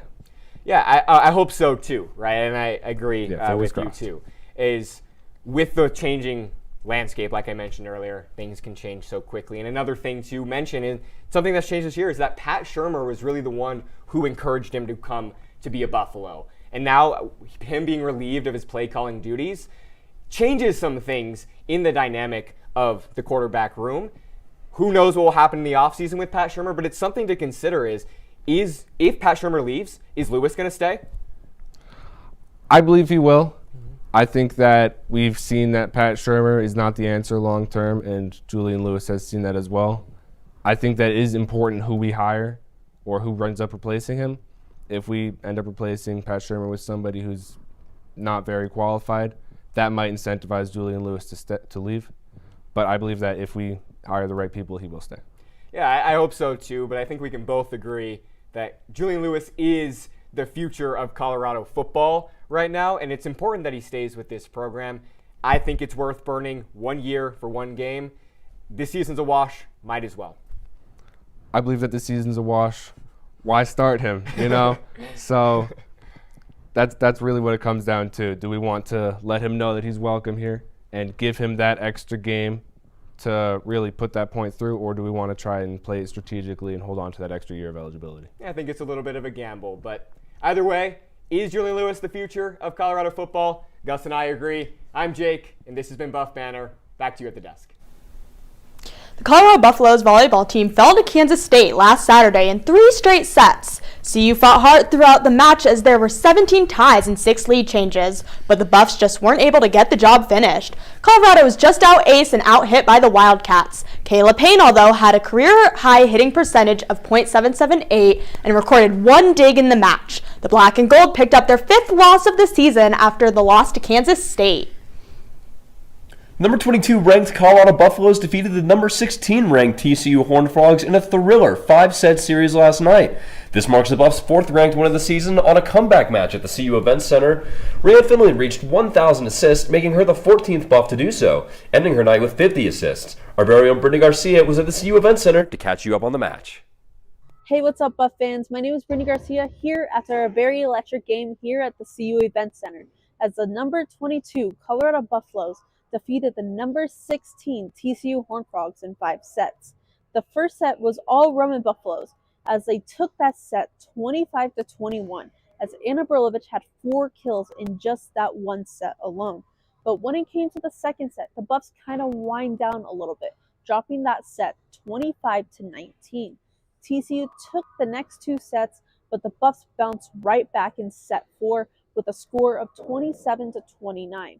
It was kill after aces, and playing smart was the key to success to that dub in that set. The last and final set was the most electric one of them all. Buffs won 19-17, and TCU couldn't figure out how to defensively defend the Buffs' offense as the Black and Gold and every person on the offensive side made a kill, such as Burlovich, Sydney Jordan, Kayla Payne, and Lily Duenel.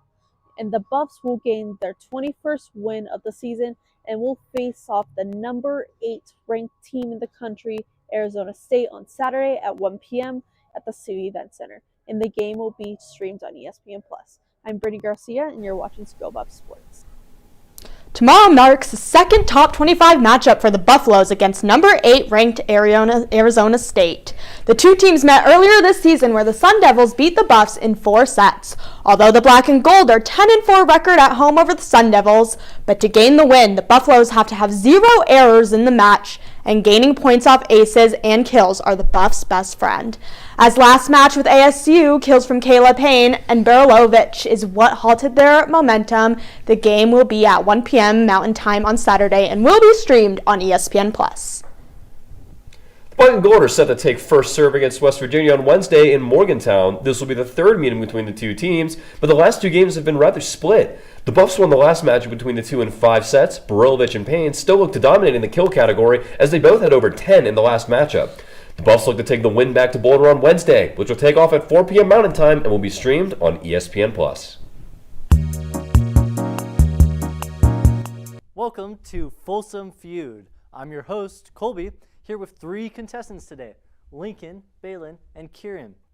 Lincoln, start us off. I'll take game day etiquette for 200. All right. This is the best way to show respect during the CU fight song. What is standing, singing loud, and raising your hand in the hook 'em horn sign? Not what we're looking for. Balin, you have an answer? What is stand up, sing loud, and do the Ralphie horns? Correct. Balin, the board is yours.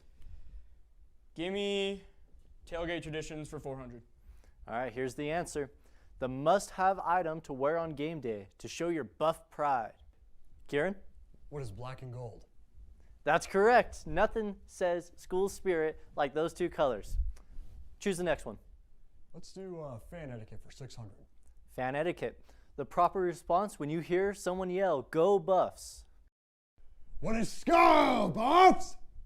Skull Buffs is right. Looks like we've got some true Buffs fans here. But thank you all for tuning in. Thank you to our contestants, and see you next time. The fall Colorado tennis season has come to a close. The NCAA championship tournament started today, but no Buffs player made the cut. The team now has the whole of the winter to develop their 3 freshman players and iron out their doubles pairings before the spring season ramps up in 2026. The cross-country season is in its home stretch as the Colorado team competed today in the NCAA Mountain Regional Championship. The top 2 teams from regionals automatically qualify for NCAA championships. For teams outside of the top 2, regionals is still a great opportunity to put up a solid performance and make a push to be selected for an at-large bid into the championship. The women's team placed 4th today, but that put themselves in a position to likely be selected for an at-large bid. The men's team also placed 4th, but thanks to a strong season, are expected to be invited to the NCAA championship, set to take place on the 22nd. Number 18, women's hockey returns from a tough road trip to Michigan where they took 1 of 3 games. The Buffs split the series against the Grand Valley State University Lakers and lost the 1 game they played against the number 17 Michigan State Spartans. Leading goal scorer Mia Fischelli will look to get the Buffs back in the win column in a 2-game series against the Grand Canyon University Antelopes this weekend. Friday's game is at 5 p.m. and Saturday's game is at 11 a.m. Both games will be at the CU Rec Center and stream live right here on the Sko Buffs YouTube. Hockey's busy weekend at home continues, but the men's D1 team is set to take on Missouri State Friday and Saturday at the CU Rec Center. The Ice Bears sit at number 4 in the WCHL, 2 spots behind the Buffs. D2 returns to the Rec Center this Saturday for the Rocky Mountain Faceoff against in-state rival Colorado State. The Black and Gold are carrying some momentum, coming off of a 4-1 victory over the Rams this past Sunday in Fort Collins. Finally, the weekend will close on Sunday with an 11 a.m. matchup against the DU Pioneers. You can catch all the action live right here on Sko Buff Sports. Colorado Men's Ultimate has been a national powerhouse for over 3 decades, and with a new season underway, the expectations around Mama Bird are as high as ever. Sophia Scaturo takes us inside the program's legacy and the intensity that keeps Colorado competing for championships. In Boulder, you can hear Mama Bird before you see them.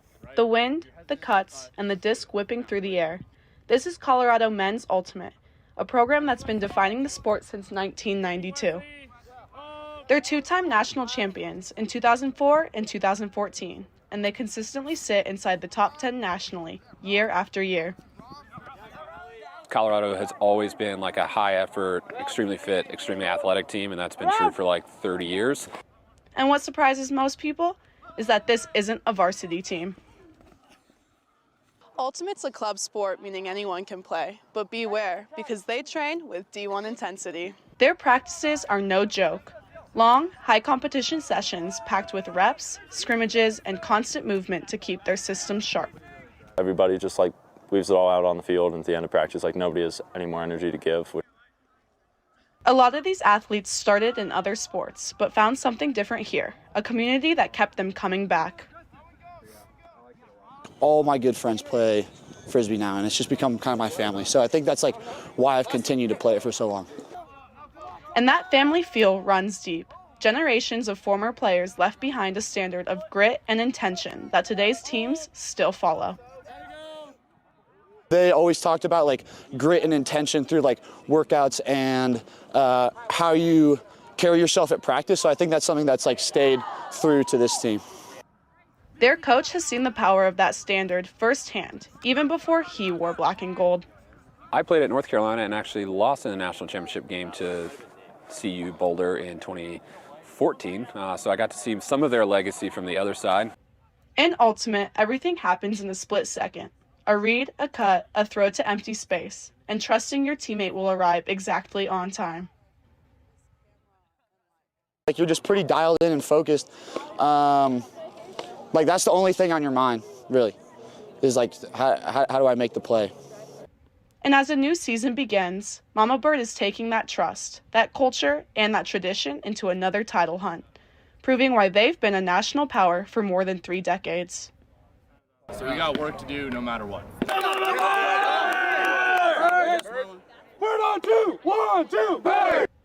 I'm Sophia Scaturo, ScoBuff Sports.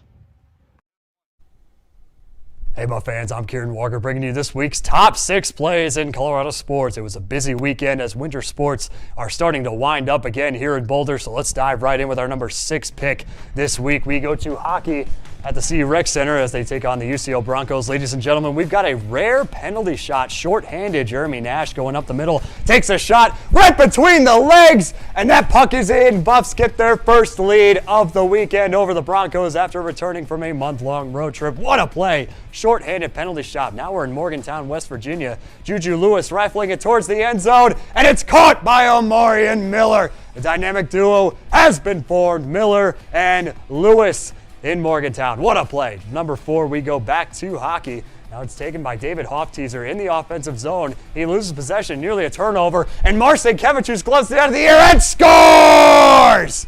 What a play by the junior from Lithuania. Gives the Buffs a 1-goal lead towards the end of that first period in Game 2. What a play. Number 3, we stay at hockey. This time it's Jeffrey Redmond for UCO going up down into the slot, skates out to the left side, takes a shot, and a Herculean save by goaltender Matthew Server. What a play by the senior, making his presence known on that team.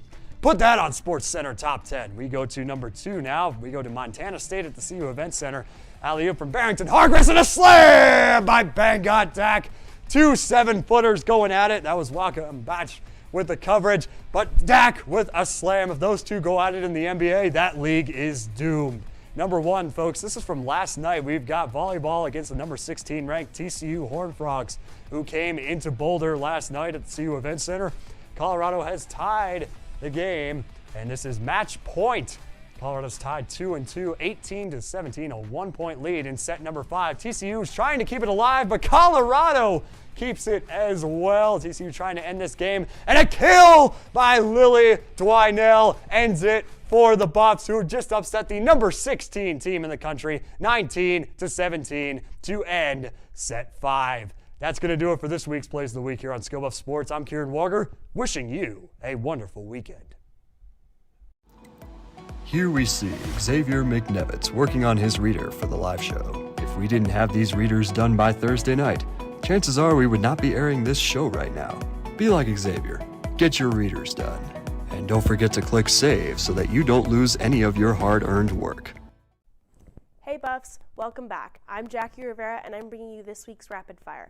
This week is going to be a busy one on ESPN and at the CU Event Center. Let's start with tonight. Men's basketball is playing against Providence at the CU Event Center at 7 p.m.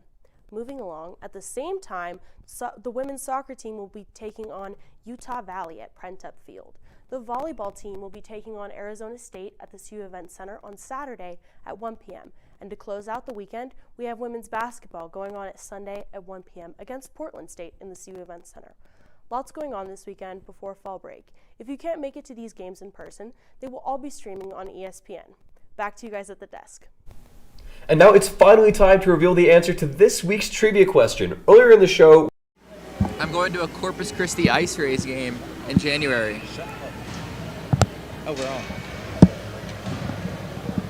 Welcome back to Boulder. Period number 3, ready to get underway between the Colorado Buffaloes and the Colorado State Rams on this fine evening here for the Rocky Mountain Faceoff.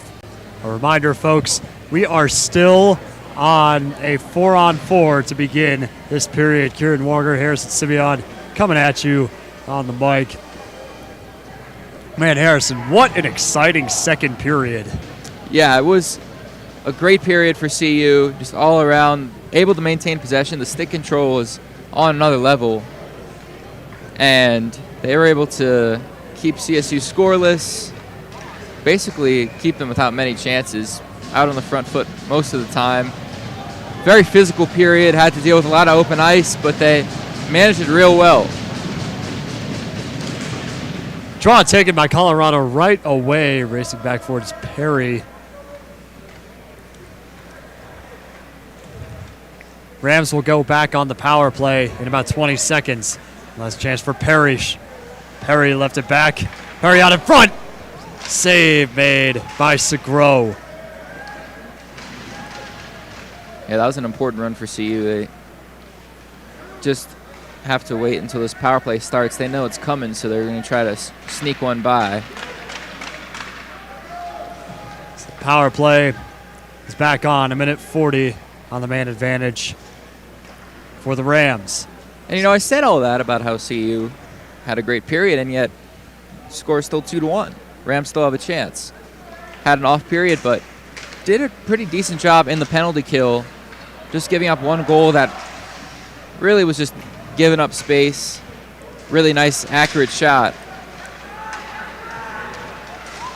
It's well taken. Lost by Krasauskas. Now coming the other way, chipped into the opposite corner. Will be picked up by Chris Valco. Valco centering pass to Simpson. He'll try and clear that zone as that pass is deflected. Another shot out to Thiel, who's forced to retreat. Rams come back out. Nearly offsides. It's waved off. Taken by Valco. Valco bounced along the boards. Clears his zone. Now coming the other way is Scones. Jones coming the other way, wrapped around the glass. And cleared out of the zone by Allen. Outman wrapping around behind his net. He's got pressure from Kazauskas. Set that to the other side to Cornette. Cornette left it back. There's a clapper from deep. And it's deflected by a defender. Without honesty, broken stick. As it looks like number 37 is slow to get up. He's coming the other way. Very shaken up there. Now Krasauskas. Ram loses his skates. Loses his footing. Back out. That's left for Bishop. Nate Bishop lost the puck. And it's still handled by Perry. Now cleared back out to the top of the zone. That's the neutral zone. There's Smith-Parker. And it's handled by Fredrickson. Fredrickson chipped it into the corner. And it'll be an icing against the Rams. Excellent job by the Buffs penalty kill unit. Yeah, able to get out of it unscathed. Had the interference. Looks like it's going to head to the back. Stayed on the bench for a moment. But CU, good opening couple minutes. Got to find that second goal for some breathing room still. Alexandrov takes the draw. There's a shot went wide of the net. As the half wall's Polacek takes a hit. Sent across. Picked up by Alexandrov. Alexandrov to Simpson. Simpson fighting for the puck. Into the corner. Sent back out. Comes back out from Alexandrov. Polacek dropping back. Out to Simpson. Alexandrov. Losing it down, but now an icing call against the Buffs. Back-to-back icings for both sides. It's an errant pass from Simpson.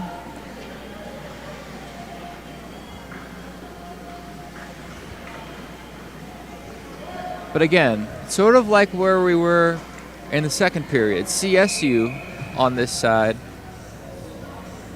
Just one little communication away, one great play away from squaring us up.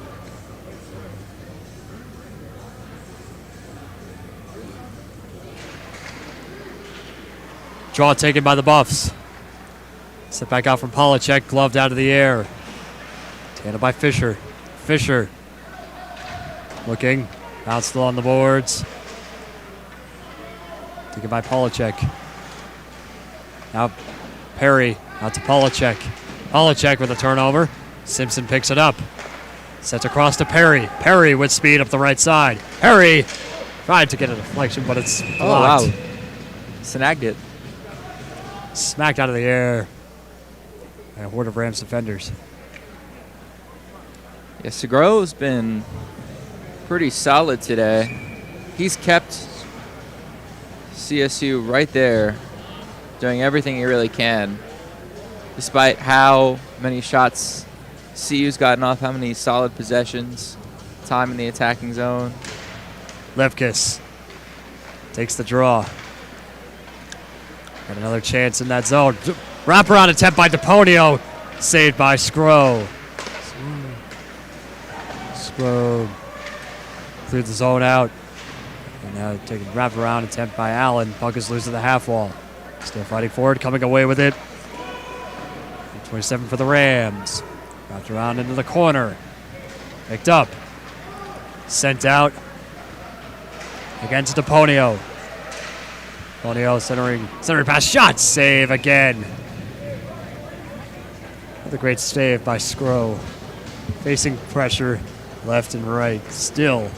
Buffs are still on fire. We discussed this at the conclusion of that second period.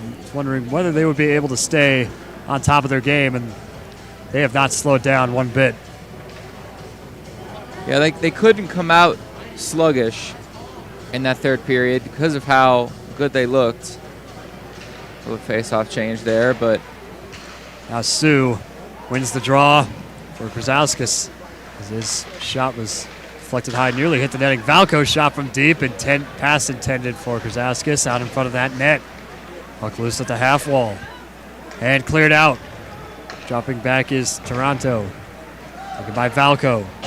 Valco wrapped around along the boards. And by Toronto.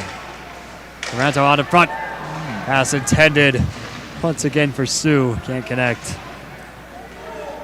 I think Sue might have got a stick on that. Might have forced the save. But we saw, or as we... Rams coming the other way. There's a shot gloved by Allen. What I was going to say was what made the Buffs so solid in that period is passing was really crisp. The stick control was really technical. We saw a lot during some of those power plays, penalty kills, 4-on-4s, all of that. It was a muddy period, but CU navigated it really well.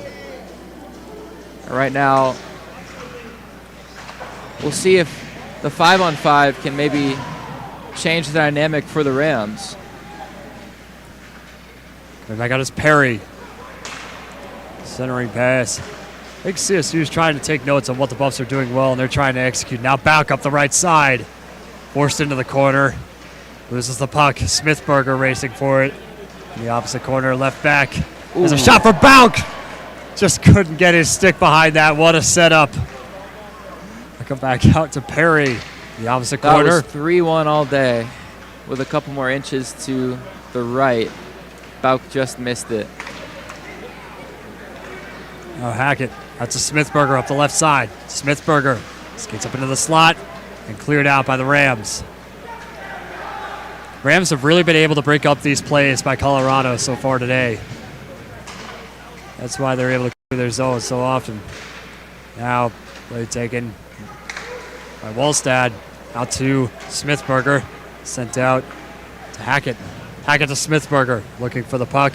Handled by the Rams. Wallstad at the half wall. Along the boards. Picked up by number 27 for the Rams. 13-15 to go here in period number 3. Yeah, CSU's defense, they've been just disruptive enough as nearly another nice centering pass there. Fisher coming up at the left side, forced back towards the point, keeps it in. Fisher, shot deflected. Wallstad shot, save again by Scro. Yeah, and Scro's been a brick wall for the most part. Now at the left side is Frank. Frank takes a shot, that hits the netting. Play stops. Another deflection there from Caleb Allen. Yeah, sometimes it's the case of you just needing more bodies on the ice, and CSU, when it's been 5-on-5, when they've been in structure for the most part, their defense has been pretty laborious for the Buffs to get through. And again, I mean, if they score, despite this game feeling very much in the balance for the Buffs, it's the CU's to lose, essentially. And so if CSU gets one more goal, that's much more than just a tying form of momentum. I mean, that would rejuvenate them entirely, because they've been working. They've had their backs turned to where they want to be a lot over the past 30 minutes or so. But despite being down by 1, their energy has not slowed down one bit. They're trying everything they can to get back into this game. Walk away with a W here this evening. Off the left side. Puck handled. Then by Lejeunesse. Lejeunesse out in front. Shot. It's deflected wide of the net. And by DePonio. To Lejeunesse again. Lejeunesse into the corner. Looking for help is Chance. And takes another hit coming against Frank. Now Chance. Slow to go off the ice there. He saw that one coming and he just kind of shook his head. Oh, they got a... thought that might have been a trip. So no call. Players make it back to their feet in one piece. Allen sent along the boards. Left around, picked up by Taranto. Picked up by Polacek. Krzauskas. Left ice to Taranto. Takes a shot and it's saved by Skro. And a bit of a scrub taking place in front of the net.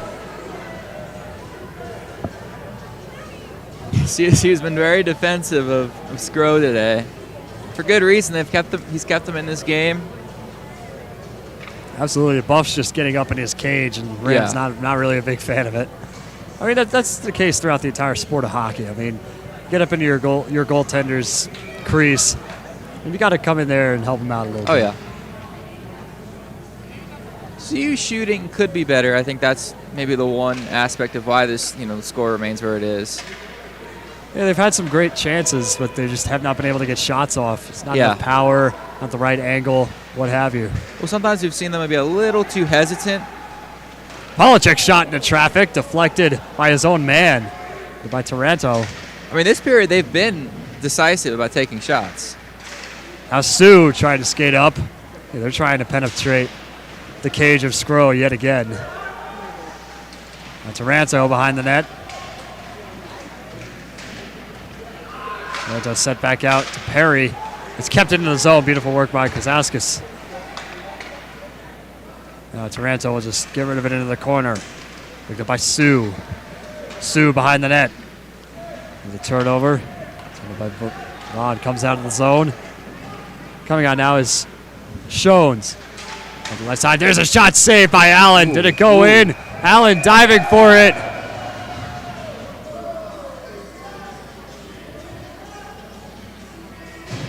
Wow, what a stop for Caleb Allen. Yeah, that's the second time last 2 periods. He's had one where he's had a little bit of a bobble, but then that time just had to sit down on it, just corral it in time. Yeah, Herculean effort by Caleb Allen. He's faced so many shots today, but that's the second time this evening that he's made an incredible save.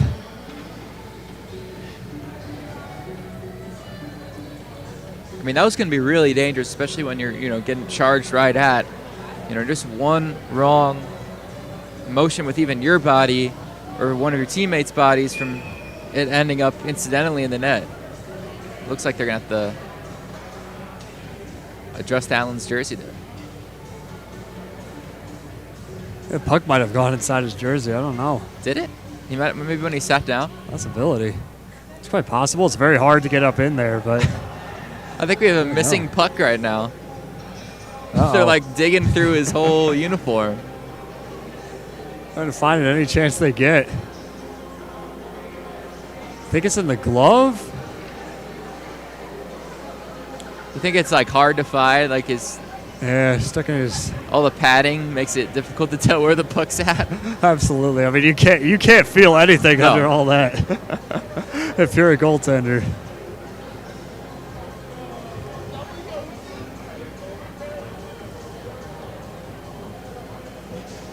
They're still searching for it. He's been It's getting patted down like he's at TSA right now. Oh, did they find it? It looks like they did.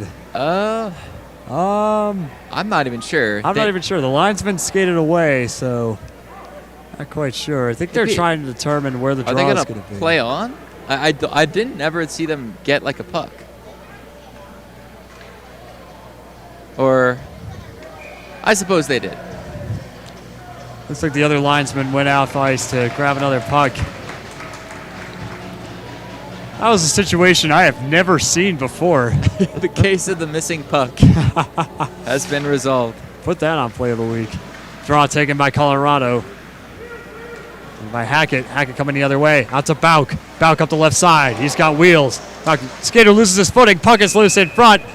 But it's smothered by Skro. Yeah, Smithberger a little bit in the cage and immediately saying, nope, not picking that battle today. Smart move. Buffs still hold the lead, but their energy, I'm seeing a lot, like you said, Harrison, we're seeing a lot more urgency this period. Yeah, from both sides. I think CSU's playing like this is their season right now. It's their rivals. They know they're the underdogs. Not much to lose, so... Well, actually, there is, because it's a rivalry. Usually in this situation where the standings are this wide, there isn't a ton on the line in terms of how you play, but you're playing for the Rocky Mountain Faceoff. Pardon me, right now. So CSU's really going to try to get this equalizer. Now Smithberger takes the puck behind the net, forced out to the half wall, but kept in. Beautiful work. Bauk down the slot. He's got room. Leaves it back out in front. They score! Alex Bauk! Beautiful deflection. Sneaks it right past Josiah Skro off the assist from Connor Smithberger out in front. What a play! Smithberger had to just kick it around and did a good job of doing so. Putting a shot in a nice place. Just got cleaned up. And that's a major goal for CU. They've been stuck on 2-1 for a while. This first half of the period's kind of flown by. Yeah. Now CSU really going to have to come out with some urgency to find anything. Just over 9 minutes to go. Let's take a 2-goal lead. Colorado State trying to get back into this. Alexandrov retreats back into his own zone. Now up the left side. Looking out in front. Pass intended for Fisher. Looked like he got his stick on it. Couldn't get a shot off. Falco dropping back. That helps sent out. Intended for Simpson. Alexandrov. Back out to Simpson. Simpson sent back out. Now out to Falco. Falco shot from deep, save. 8.5 to go. Puck handled by Bishop. Move back out. Handled by Colorado. Simpson can't connect. Picked up by Falco up the left side. Falco gets rid of it into the corner. Alexandrov intercepts. Alexandrov shot saved by Segura. Puck is loose. Now Falco. Picked out in front. And cleared out again by the Rams. They're going to let this one go off the other side. Goes CSU. It's handled by O'Brien. O'Brien into the corner. Handled by Prime Morales. Buffs finally clear. Outman.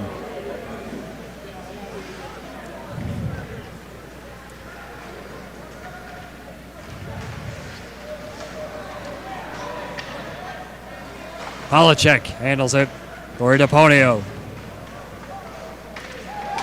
Big hit by David Levkis. Sends it ran to his body. There's a shot. Score! Aubrey Prime Morales, unassisted, sneaks it past Caleb Allen. Yeah, I couldn't have found a better time to break the drought. Able to get one back still with 7 minutes to go. Buffs got a little out ahead and then just left Morales all alone with Allen.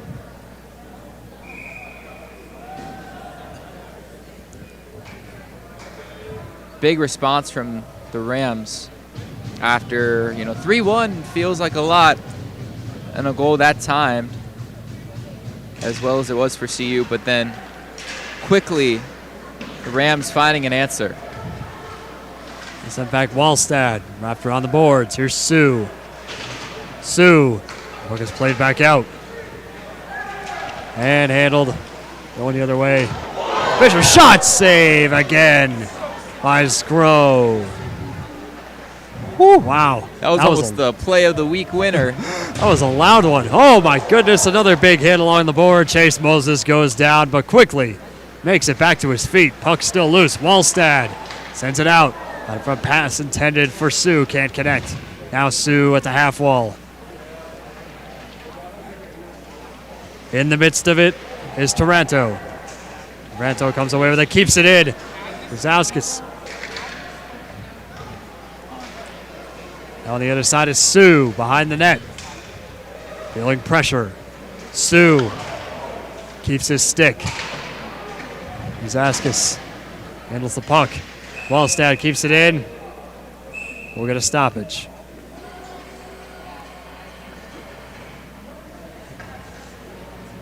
Might have been offside call? Might have been offsides. Or they're going to face off over there. I don't know.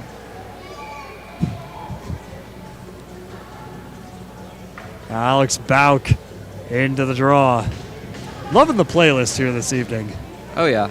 D2 really has stepped up their game with the DJing.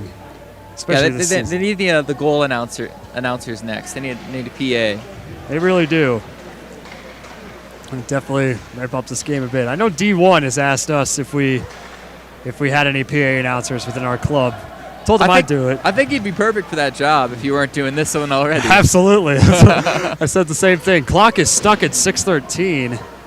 No one seems to have noticed yet. Oh.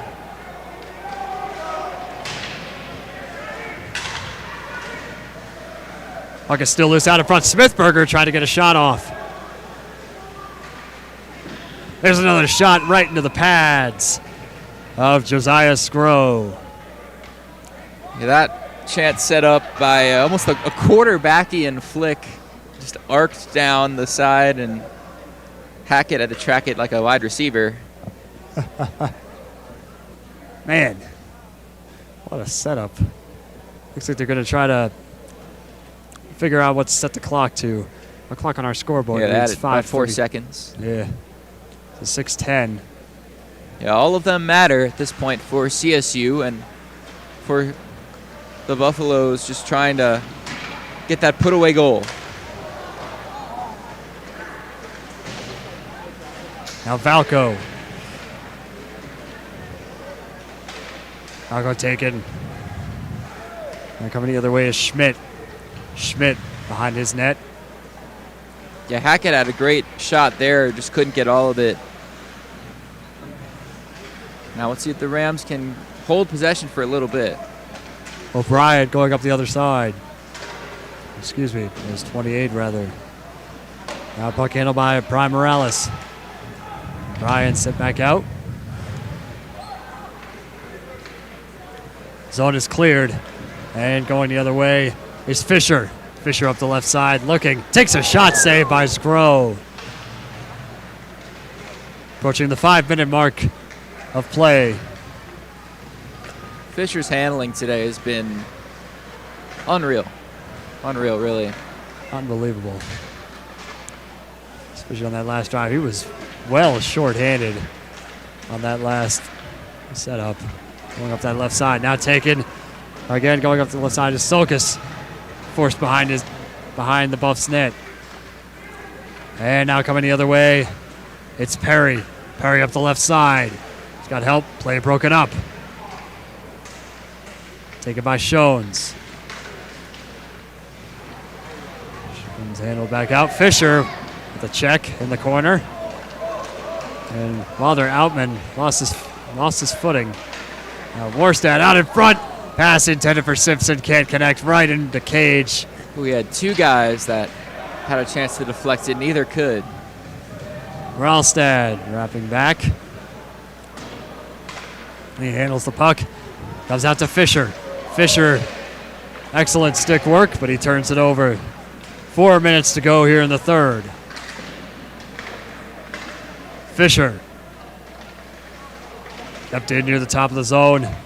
It's loose in front of the Rams net, or bench rather. It's a uniquely pinned one. Kind of just playing soccer with him over there. Just kick it away. Fighting for it any chance they get. Now coming the other way is Schmidt. That's sent to the corner. Out to Allen. 3.5 to go here in the third period. Levkis. Now it's set back out. It's taken by Lejeunesse. Lejeunesse, centering pass, intended for DePonio. They connect. DePonio back at the other half wall. Levkis racing for it. Picks it up behind the net. Forced into the corner. Up, coming back out. The 30 center shot from deep, deflected by a horde of Rams. Flock of Rams. Falco dropping back. Zone is cleared.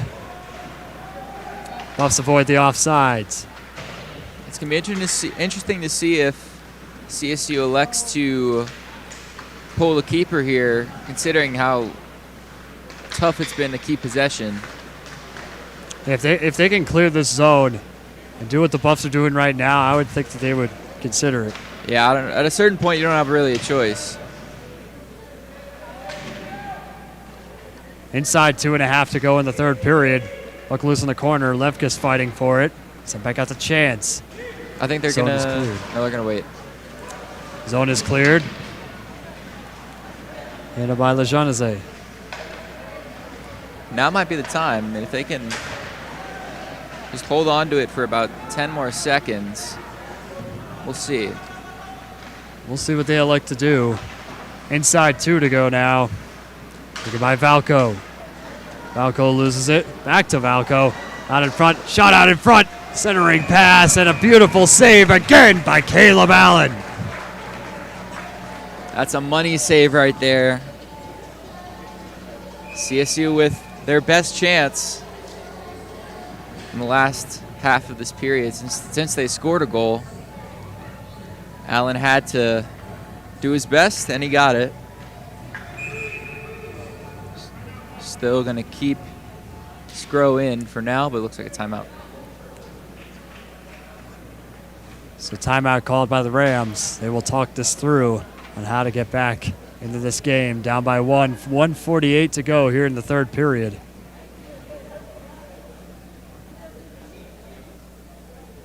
Yeah, CSU definitely going to talk some more strategy. Buffs just don't let them score, Just stay solid. They've played incredible hockey these past 2 periods. Had one slip up, though. You can't let that happen again. Otherwise, you got a tie game. Momentum changes. It's been a while since CSU has been either tied or in the lead. This has been an exciting game so far from both sides. And this period's been much more clean. Absolutely. Less penalties. Still been some decent hits here and there, but overall, it's pretty much flown by this last period. So CSU just got to play fast, in rhythm. For the Buffs, you just got to stay solid, keep it away.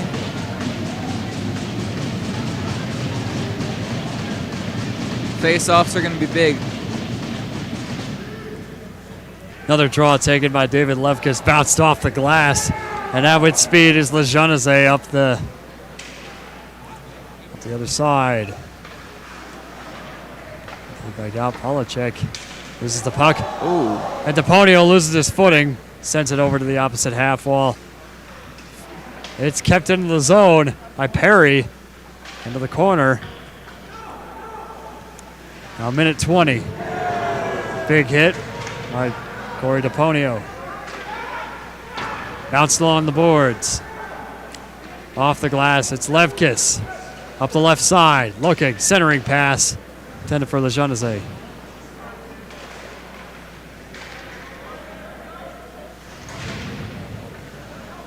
Inside 1 minute to go here in the third period. Buffs on top 3-2. Another shot from Levkis saved. Now Polacek back into the corner. 45.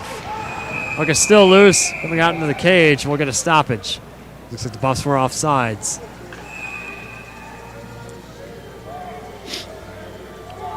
Buffs playing very decisive, trying to take this one home. Just popping it. It's doing the job so far. This is a big face-off. Buffs have won a lot of them today. Looks like they're going to pull them. Yep, so Sgro is heading to the bench.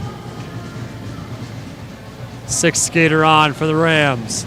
Final chance, exactly 44 seconds to go. They take the draw. Shot out in front, saved by Allen. Buffs trying to clear. Think about it, kept in by the Rams. Puck is loose in front of the net. Allen looking for it. He's going to dive on top of it. Clock stops, 30.9 to go. Yeah, CSU really pressuring right onto the 6-on-5.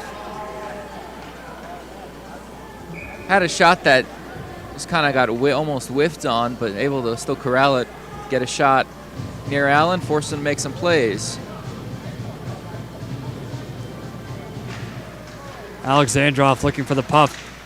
Buffs will take it. Fisher trying to clear it, but it's loose at the half wall. 20 seconds to go. Fisher clears it. Move back out. It'll be icing. 13 seconds to go here in the third. And a couple ticked off after that whistle. Those might be big seconds at this point. Yeah, a little bit of... Clock manager, definitely Yeah. a CU fan, if I had to guess. If I were to guess.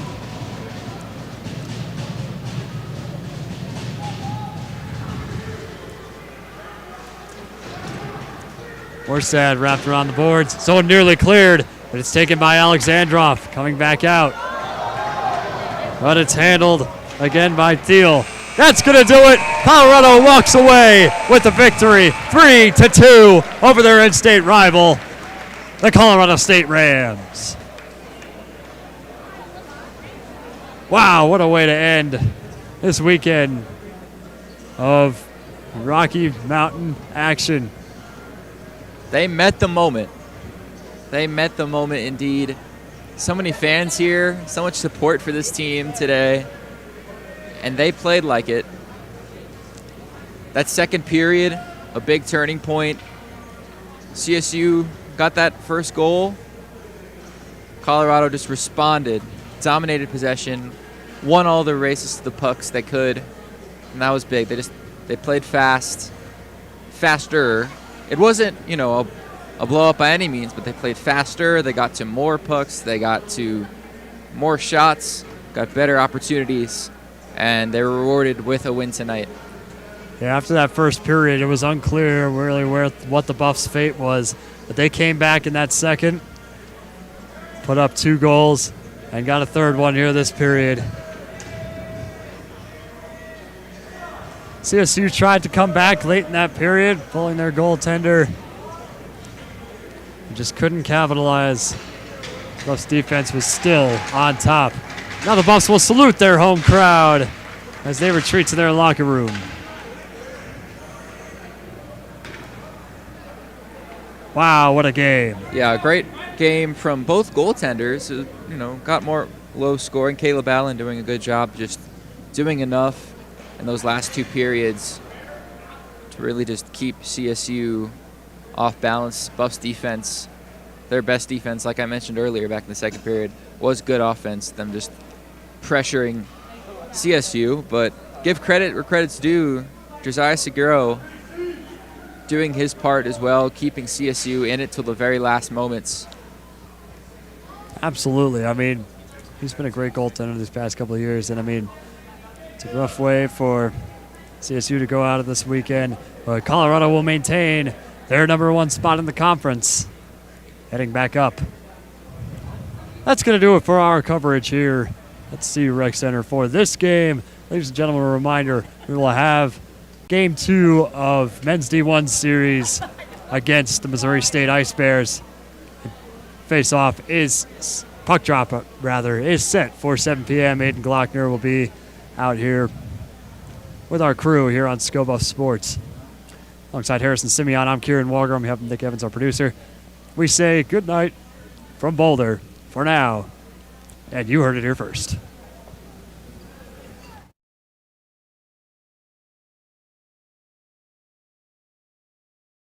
We asked you, when was the last time the CU soccer team hosted a game in the NCAA tournament? And the answer is, drumroll please, 2019. In the opening round of that year's tournament, the Buffs steamrolled the UNC Bears on the path to a 6-0 victory. It's time now for this week's Tweet of the Week. In Morgantown last week, the Buffalo's equipment truck ran into some troubles, which leads us to our Tweet of the Week. The Mountaineers did some trolling of the Buffalo's vehicular struggles on their Jumbotron. Every time Colorado suffered a penalty, West Virginia showed a picture of the Buffalo's truck with some sound effects to go with it. The Buffalo's truck may have had trouble in Morgantown, but the team had even more trouble getting out of their own way on the field. That's going to be all that we have for you this week. We hope you all have a wonderful and safe weekend. And remember, you heard it here first.